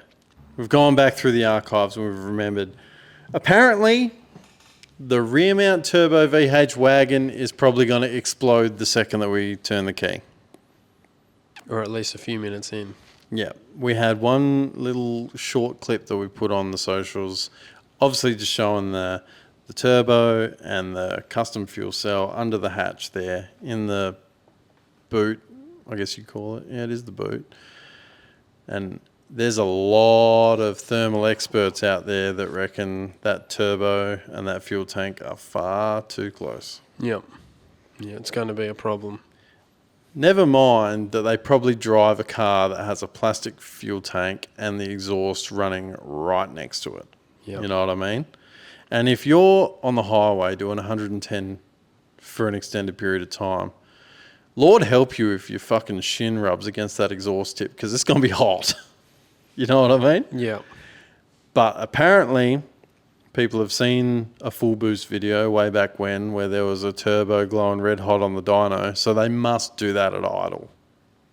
Or even at full tilt. Yeah. At the back end of the car. You got to remember, we're not running... We're trying to get that sort of heat in the back of it when we're going to struggle. Exactly. We are going to run ceramic coating on the turbine housing. We're probably going to put a turbo beanie on it. We're going to be trying to keep as much of that heat in the pipes as possible, because it's going to help with turbo response. It's going to help with power production, like everything. The whole efficiency... We need to keep the heat in the pipes. Yeah. The whole efficiency of any turbo system is keeping as much of that thermal energy in the pipe as possible, especially when you've run the pipe 27 fucking Ks away right at from the back of the car. Yeah. And there is it was a bad camera angle to see. Yeah. There's a good gap. I was happy as fuck with the gap that we Yeah. got. Like, I want to say the dump pipe's got about 100 mil. I think the turbine housing itself 75. is about 70 to 75 mil. there's tons of provision there for a sweet ass shield to go on that I can mount to the tank. Yeah. if We I could wanted we to. could make a heat shield for the tank and a heat shield for the turbo independently and still have room. Yeah. You know what I mean? Yeah, I definitely, I'm just not going to, I go above and beyond. I always overthink things. And I've definitely, the heat to the fuel tank is not one of my concerns that I had. I think I said that in the comment section. Sorry, I'm just getting another drink here because it's hot and I'm thirsty.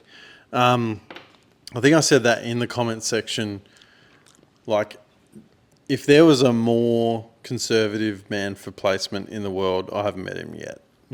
Like, if it was me doing the job, it probably would have been closer than what it is now. But Kurt, being the pessimistic POS that we've outlined many times now, he's going to make sure that there's more than enough room. Not only that, how much airflow is there going to be at the back of the car? You know what I mean? Like, under the car, you got all that air. There's going to be shitloads. Yeah. It's not going to have a chance to get hot. Look, there'll be radiant heat for sure. You know what I mean? Like, There's radiant heat everywhere. That's what I mean. The fuel going back to the fuel tank is probably going to heat it up more than any of the pipes that are near it. That's right. Honestly. You put the fuel under pressure, it heats up. Well, you put the fuel through a fucking fuel rail that's connected to the engine, then it's going to get hot. Yeah. It's in an engine bay. But that then circles back to what I was saying before. Do 110 on the highway for an hour and then touch your exhaust tip. It's not going to be cold. Even doing like a big slow standstill, it's not going to be a drama. No. Air gap is a big thing. This is not a burnout car. This is not a drag car. This is a street car. It's not going to be an issue. The biggest beating it's probably ever going to get will be on the dyno, I reckon. Or unless I'm driving it. Yeah. Yeah, I'm definitely not concerned.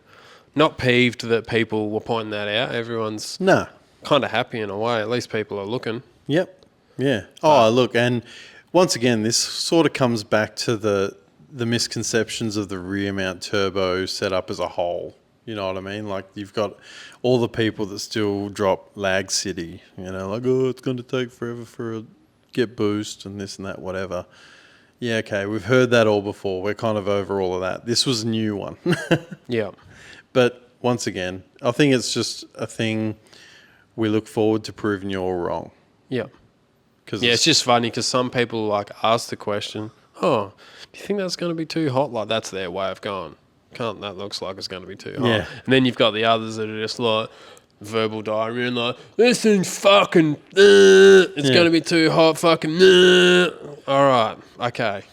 Guess what? The good thing is we're all going to fucking find out. Yeah. Like, you don't need to make claims. I'm not making claims. There's provision there for another 2 layers of shit. If we're concerned, I can do something about it. Like, as long as I won't paint myself into a corner. That's just how I am in life. I'm always thinking of what can go wrong, and most of the time I have another layer that I think I can use if I need to. Put it this way, we're going to fuck around and we will find out and we'll let you know. I think it'll be okay. Yeah, I reckon. Like you say, it's good that people are concerned. It's good that people are watching. Yeah. If But you yeah, it was watched- interesting. If you watch long enough to form an opinion, then thanks for coming. And it's okay to fuck up as well. That's Yeah. one thing I'm starting to learn. Yeah. Not that I've done it yet, but I will. On camera. Yeah. I thought I was wrong once, but I was mistaken. Yeah. No. Nice work, You mate. just have a crack. Yeah. Just fucking do it. Absolutely.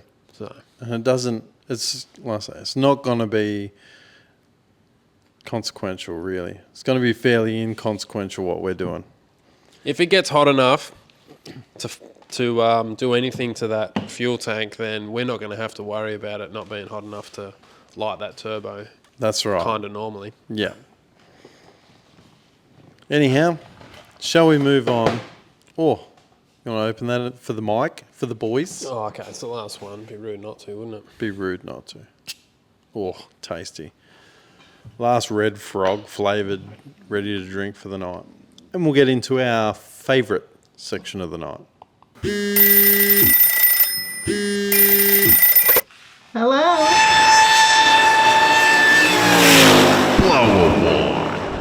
Yeah, the boys. We got a couple of voicemails here. I'll refresh the page. We'll see if we got a couple since we've been on air. No more, but that's Didn't think fine. so. You ready for the first one, mate? Sure. Hey Jeff, hey Kurt.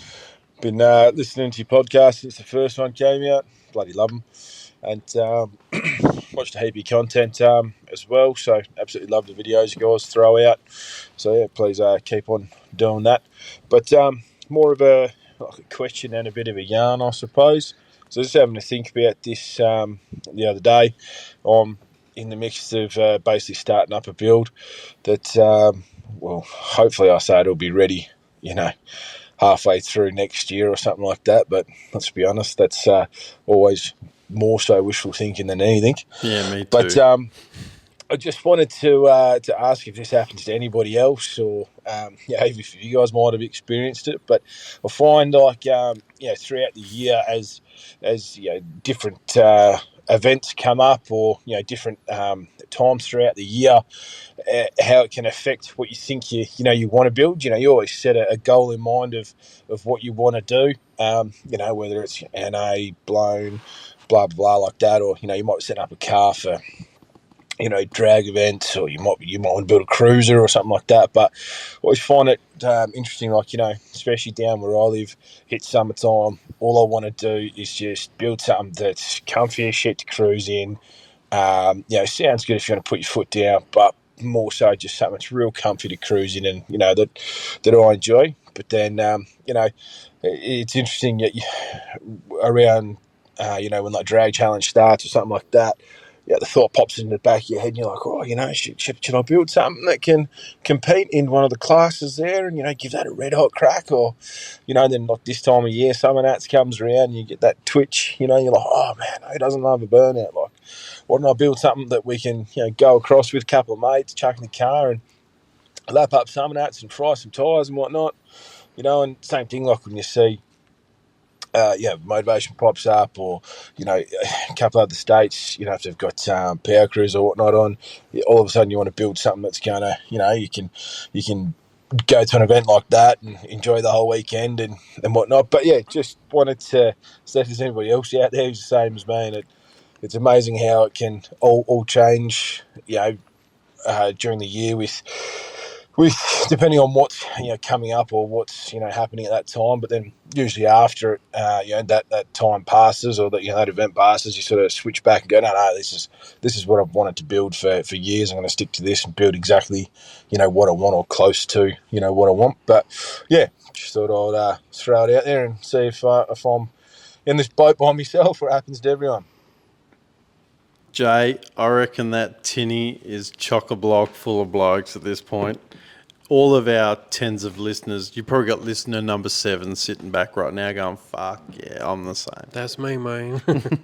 I reckon, particularly because Summernats has just finished, you got everyone going, oh, yeah, fuck, I wouldn't mind putting a blower on.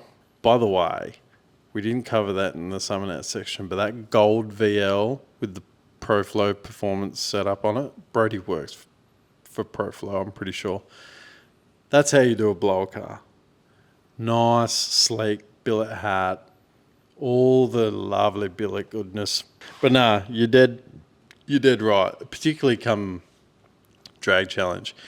What kind of conversations do we have while drag challenge or drag week's going on? Yeah. It's fucking loose. We spend hundreds of thousands of dollars on the phone to each other, and then we remember that we're just working class fathers. We're not there yet. we're just plebs, and we're just struggling to make our own cars run as it is. So we should just calm the fuck down. Yeah.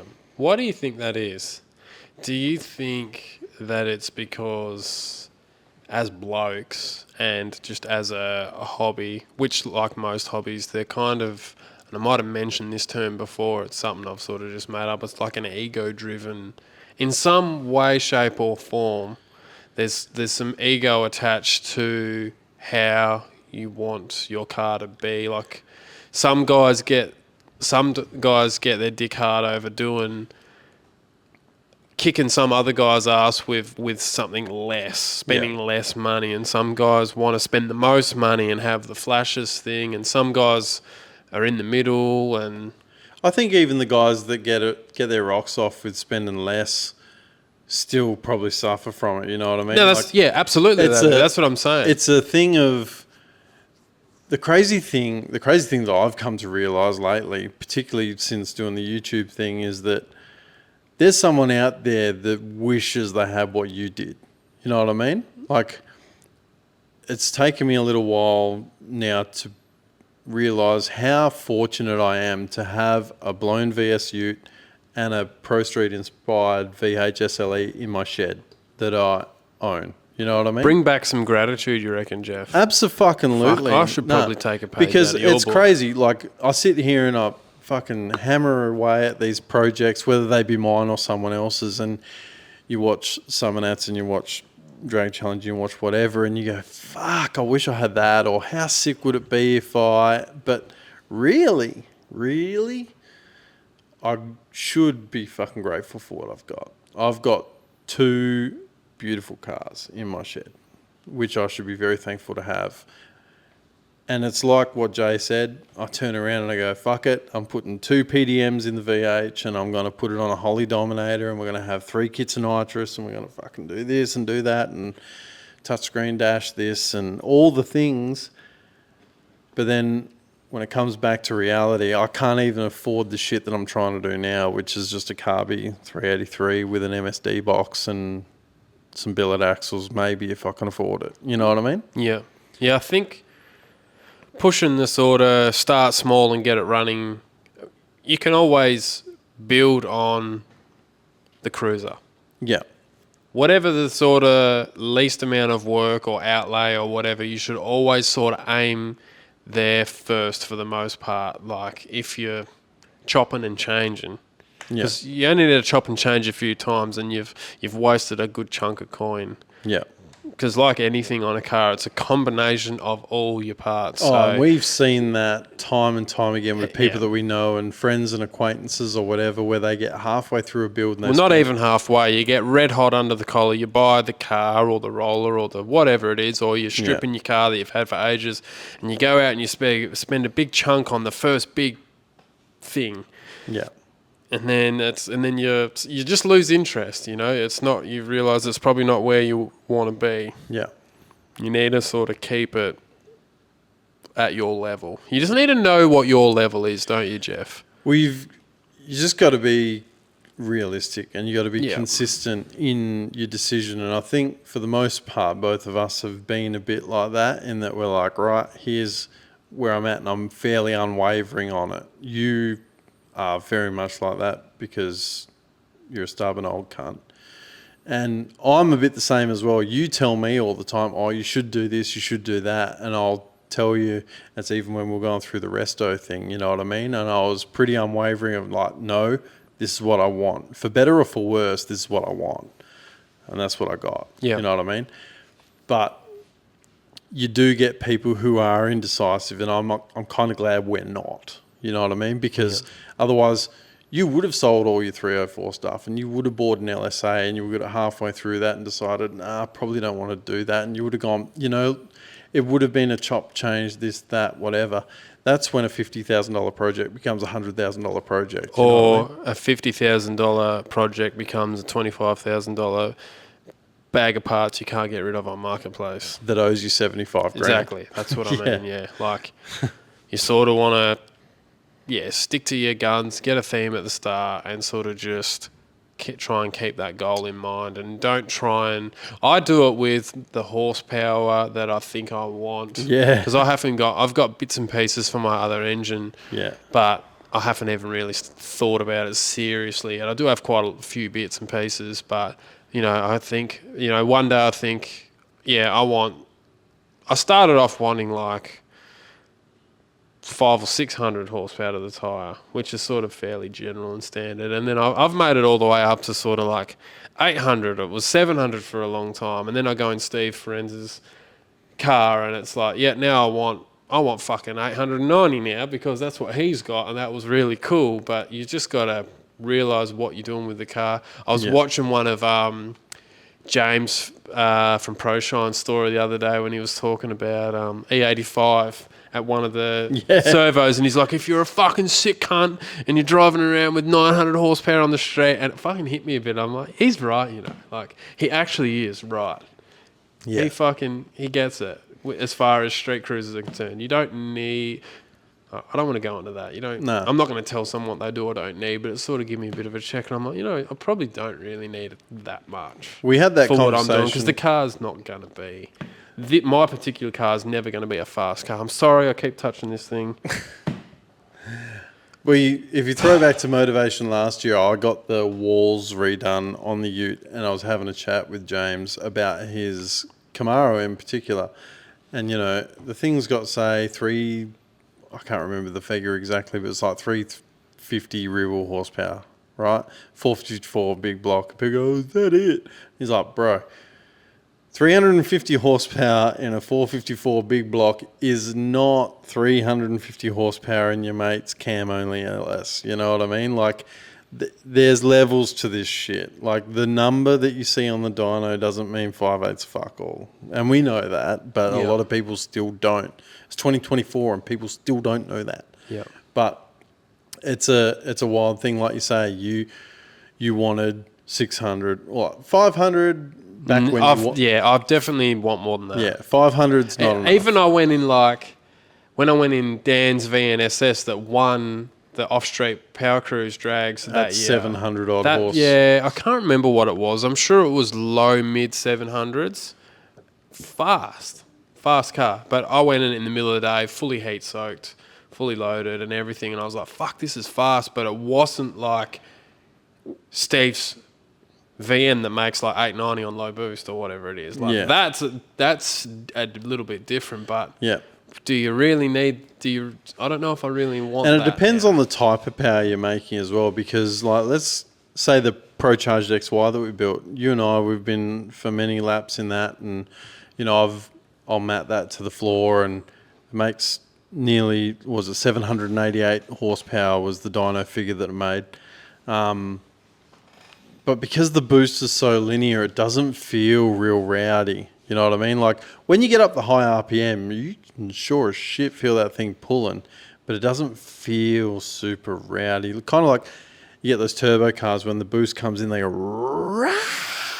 It just doesn't hit quite Turbos like that. usually hit quite hard for the most part. Yeah. And it's a different thing.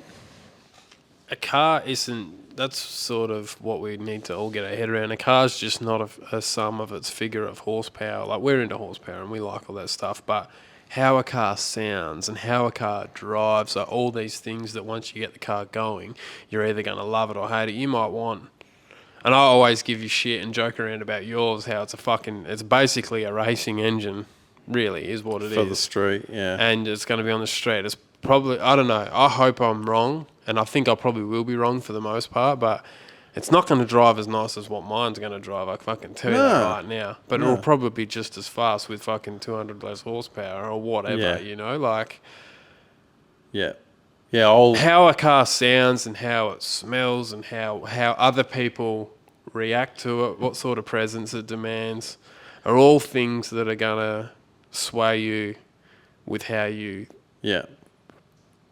perceive the car moving forward. You know what I mean? The phrase you're looking for is the visceral experience. Possibly. That's the experience of all of your senses combined.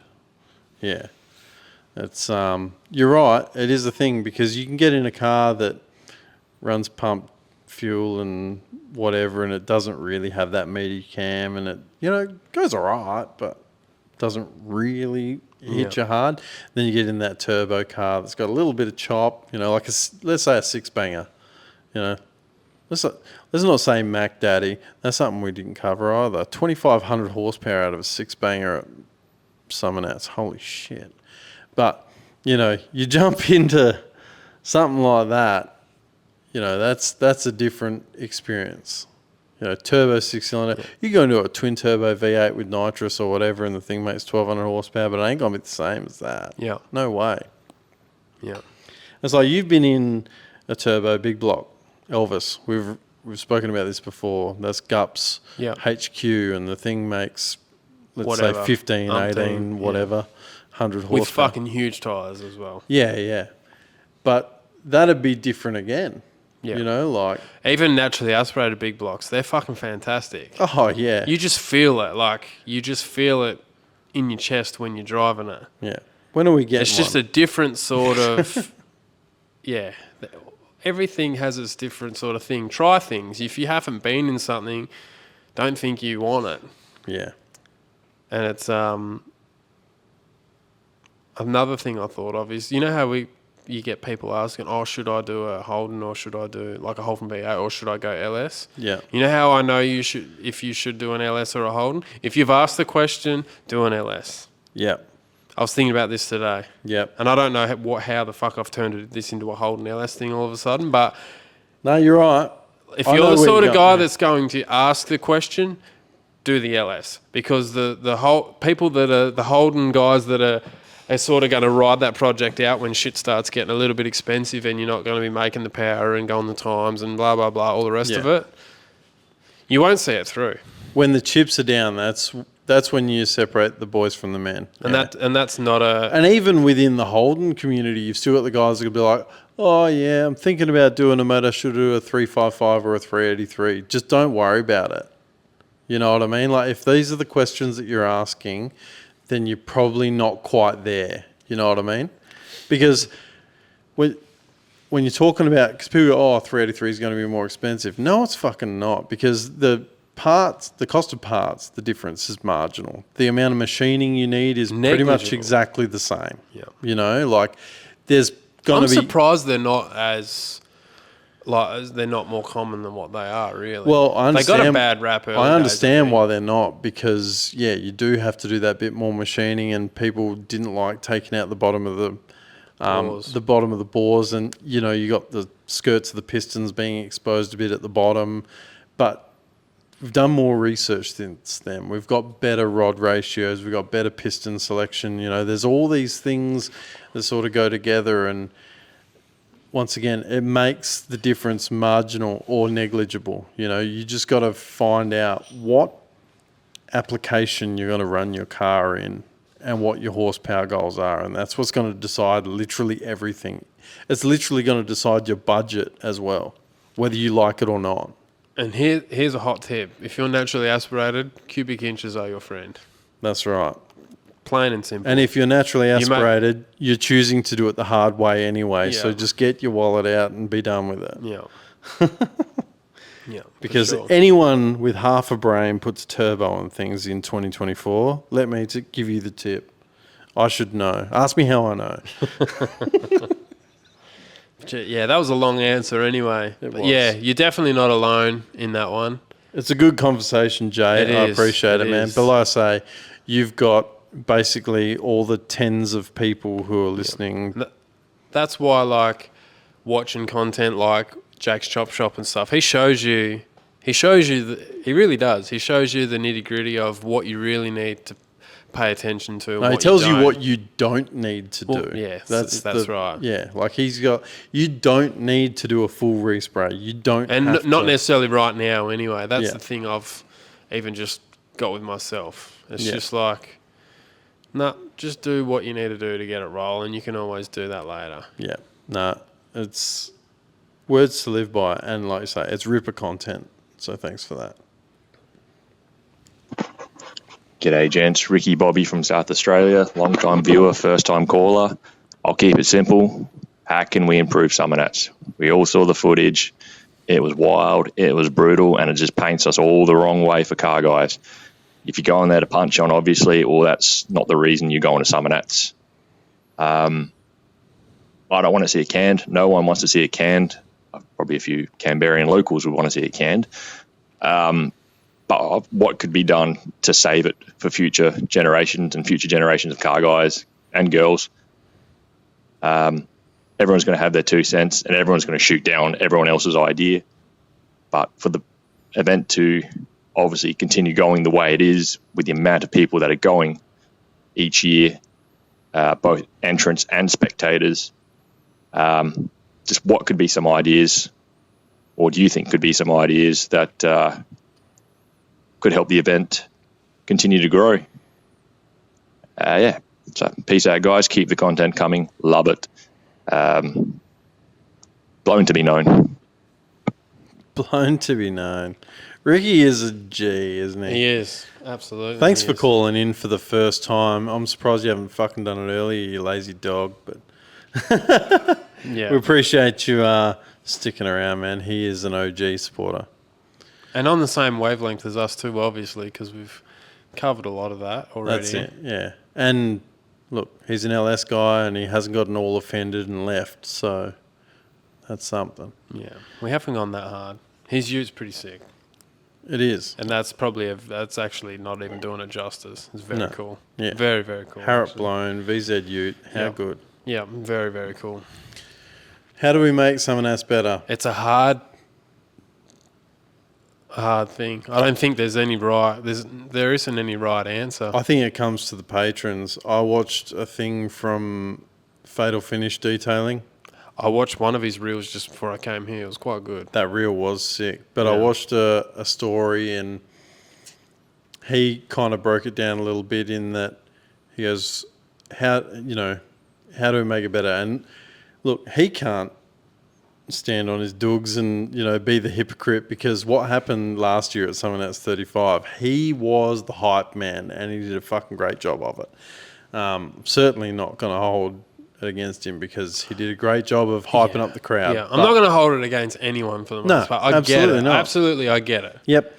But now he's sort of, with that hindsight, I guess, he's come up with this, and this is sort of along the same wavelength as me. And it's, if your mates are going to jump over the barrier and start being a fuckwit, pull them up. Tell them, oi, get back. Come back over here.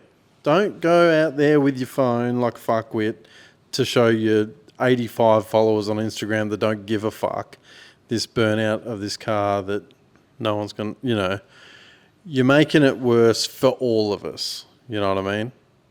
It'd be different if you were someone that had some weight to throw around and you had 100,000 followers and you're trying to show the world this magical thing that is Summernats. But all of these people who are doing it are fucking nobodies for the most part. And they're probably, a lot of them aren't even car guys, really. And I can say that as a fully qualified nobody. Yep. Yep. These people are nobodies. They're jumping out there with their phones. And this is the problem. Even Summernats, count Summernats out of it. You go out to the street and you do a skid out in the industrial area or whatever. It's not that bloke filming it that's the problem. That bloke sends it to his mate. And that mate's a car guy and he thinks it's cool. But then he sends it to another person who's a total fuckwit and he sends it out everywhere. You know what I mean? Like, this is the problem, is that it's not necessarily the person that's there doing the filming at the time. It's where the footage ends up that becomes the problem. So I'm with him. I reckon if we were smart enough as patrons and we self-regulated ourselves a little bit, and you told people just to simmer down when it was getting a little bit much, you wouldn't need these flogs running around in pink vests punching people in the face for no reason. Yep, no shirts, bum bags, Yep. all that stuff. You just need to have a small level of self-control. And it's like you touched on earlier. It's a bit different when you get a hype crowd and a bunch of phones out and everyone wants to be the class clown and they've got half a dozen slushies under their belt and they're ready to rock and roll. You know what I mean? You just need that voice of reason that's going to be there and be like, hey, don't jump on that bloke's bonnet. You know, like, don't do it. But the thing is, we're all thinking of it as like you want a solution now, like to implement for now. There is, like any problem that happens year after year in any sort of scenario, there's no solution that's going to be able to fix it in 1 year. It only takes one person, and sort of circles back to what I said before. It only takes one person because the mainstream media aren't going to cling on to that bit of footage of old mate with his kids having a great time. They're going to jump on that one fuckwit that's fucking it up for all of us. Yep. So you're never going to do away with that. That's always going to be a thing. A lot of those people that go there, that's what they go there for, though. Yeah. Like, they're just there for the party, for the weekend, or whatever. Which is great. It is great to a certain extent, but that's what they're there for. So you're not going to not get that because that's what probably a good percentage of the people are there for. Yeah. And it's all well and good while no one's getting hurt and stuff like that. But the problem is that the potential is there and someone eventually will. And then what? We're the car guys. We're the guys that actually give a fuck about whether it stays there year after year, you know. Yeah. Yeah. Whereas those people couldn't give a fuck at all. No. They couldn't give a fuck if it didn't come back next year. They don't care if we get targeted, or the Canberra locals, or whichever car guy gets targeted more during the year. They don't give a fuck. They don't. They just don't care. They're like the people that never listen to Triple J, but they vote for the hottest 100. You know what I mean? If that's because I don't, but yeah. No, you do know what that means. You don't listen to Triple J, neither do I. Yeah, I'm trying. You know what I mean? People, they don't listen at all. They have no interest in you and I. We got no interest in the radio station whatsoever. But then you get some people that are going to be like, I'm going to put my vote in for the hottest 100 because it's a culturally appropriate thing between some of the mates that they've got or whatever, and they're going to put fucking Taylor Swift in 20 times with a cheeky little Ed Sheeran down the bottom. You know what I mean? It doesn't fucking matter.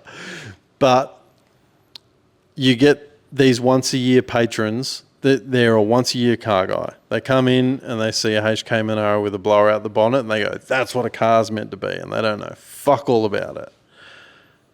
But I guess if you were to circle back to, and we would hear this phrase semi-regularly in heavy industry and mining and whatever, circles back to you've got to have these courageous conversations. You know what I mean? As a person who's there, who wants to see the event thrive and continue to be what it is from now till the future, we're the caretakers. We're the caretakers for our kids. You know what I mean? So for me, my idea to make Summernats better and to ensure its longevity, we've got to take ownership of it. We've got to act like it's ours because it's ours. It's for us, you know? If you see someone stepping out of line, say it. Say something, because you're that one person brave enough to say it and there'll be 20 people standing behind you that agree. You know what I mean? When the chips are down, it goes for the drivers as well, really. When the chips are down, that's what it is. You can't have one without the other. Yeah. Really. But if the drivers aren't being egged on and people aren't jumping out in front of their car and yanging on their throttle and lifting their guards, are they going to do it? Yeah. You know what I mean? The crowd are the people that are trying to excite it. And I'm not saying that it's a bad thing either. You know, like I love the thought, like I haven't been there, but I love the thought of the cruise route and people punching a cheeky rev out there with a bit of smoke and just, you know, getting the boys and girls all a little bit excited, a couple of little rascals running around with their phones, whatever. Yeah. But when you start disrupting the flow of the event, when you start affecting other people by your behaviour. Yeah.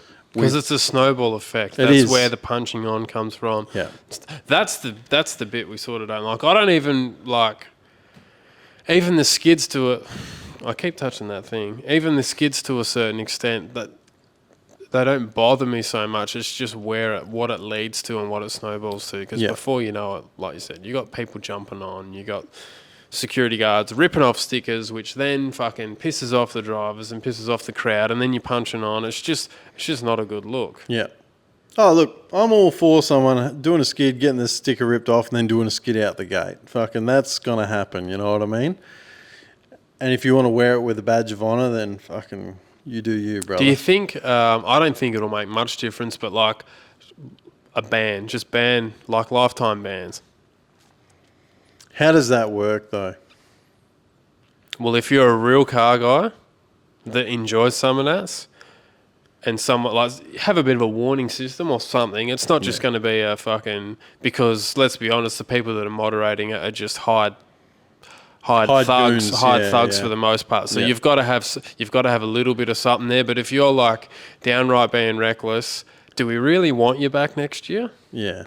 You know, So how does this, because I mean, and we'll be able to have this conversation with him when he comes over for motivation, but you've got people like Jay Benz, who's like the face of Summernats. You know what I mean? Because he's part of the media team and he's the guy that stands there with the microphone and he's the dead he set legend. stands there and he goes all monotone and he goes all grumbly and he goes mad. And fucking whatever. Yeah. You know what I mean? So he's got to feel the flow-on effect of that. People will be like, "Hey, you kicked my fucking mate out." Hey, I wasn't even there. You know what I mean? Andy Lopez and Adrian and all the people, crew. the people that sort of run the show, it's well out of their hands. They got bigger fish to fry at that point. We just need a bit of a good balance. That's all. I think is Yeah. what it is. Yeah. I think that's what it is because it's going to. People are probably going to shoot for a one-up every year. Like, everyone wants to do something better. So there'll be someone that probably does something even more reckless next year, like just for that clout. So it's hard to talk about it without sounding like a fucking dweeb because Yeah. I'm not fully against it, but there's just a line, I think. It's kind of like your diet. Everything in moderation. You know what I mean? Like, there's got to be a level... But there's got to be a level of common sense. Probably lay off the meth, though. Yeah. I don't think you need to moderate that. Just cut that out. Cut that out of your diet. There's just got to be a level of common sense, and unfortunately, common sense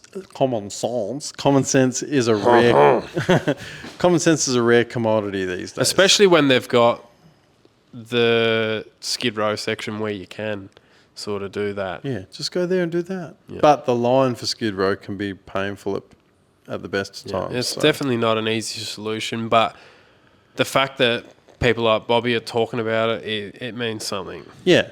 Well, this does mean something to people, you know, like there's people that have been going there for the last 20 years and this is, like they fucking love it. So this is what I mean. I think, unfortunately, it's going to be up to us to be the bad guys in a sense. You know what I mean? Like, we're going to have to be the ones that start policing people a bit more before security and before crowd safety and before the police start doing it.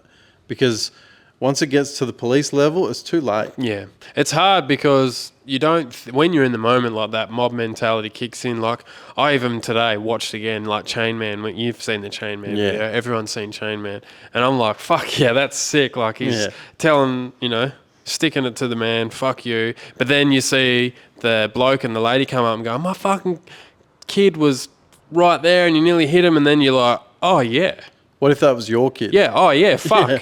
That's right. Yeah. I remember that. Like, I think it might have been like Fred Watson or someone did the same thing at Motivation one year in the middle of the day on like a Sunday Arvo or a Saturday Arvo, and there's same thing, kids and stuff like that. You're just not thinking of that, and sometimes you probably should. Slight side note, did you see Fred Watson's Monaro's up for sale? I did say He that. must be getting out. Fear He's had enough. which is Fuck, that's a staple. That's an legendary- oldie but a goodie, yeah. a legendary car. The Fiat Monaro's pump tyres left, right, and centre for sale. 140 grand if you got the bit of pocket change. I sure Yeah. as shit don't, but Yeah, so it's not an easy... There's no easy answer, I don't think. No. But there's not. Like I say, do you think... I mean, we didn't go earlier, so it's... Maybe it was like that in earlier years, like way earlier years, say before with before the like camera phones and stuff. But puppy because car it's not wash and- because not everyone's got a phone on them, yeah. he didn't say it. Yeah, I mean, you look back to Motivation 2006 and like 2004, 2005, 2006. There was nothing like that happening, and we had a fucking great time. Well, I don't know. There was parties and there was people that were having a ball out in the, like, say, Parties are good. No, but like 3rd and 4th Avenue, people were doing dirty skids, and there was people everywhere and whatever. So, you know, it was a thing then. Yeah. Obviously, it's kind of been a little bit more regulated now, but yeah, I mean, it was a thing. Yeah. Maybe we need to have like something where you're incentivized to use Skid Row and like there's some sort of fucking flow of, I don't know, a prize or a free entry for next year, crowd reaction. But if you're carrying on like a fuckwit, you get the thing through your sticker where you're not eligible for that because, Yeah. you know, there's got to be, like everything, it's Yeah. incentive, and you can either incentivize someone to do the right thing or you can punish them. Like, what do you want to do? Yeah, You can't just leave it to them and be like, oh, well, just do the right thing. No one's listening because, like I said, it's the clout that you go on for. Yeah, I was going to say, I don't think that have worked so much because just because you're a legend on Skid Row and you got your free entry for next year doesn't mean you can't be a fucking legend on 3rd Avenue as well.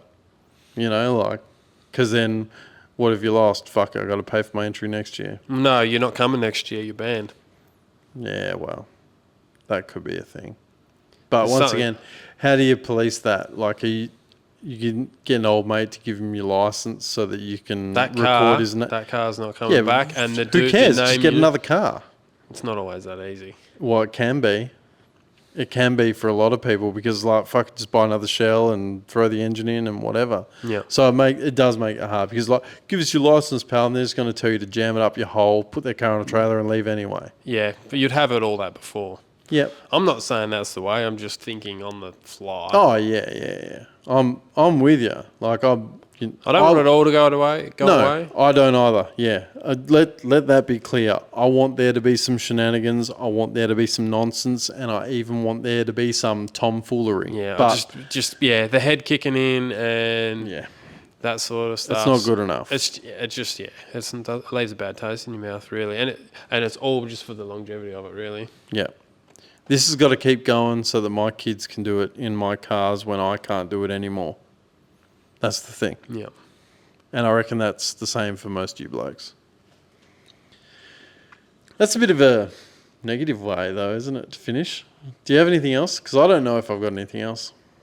Nah, not really. I've got the worst memory, dude. I know. I know. 35 and just got the shittest memory going. Yeah. I want to thank you all, guys, for tuning in. We've got Motivation in a couple of weeks. Keep an eye out on our socials for the stories. You'll see PSI 3 or 4.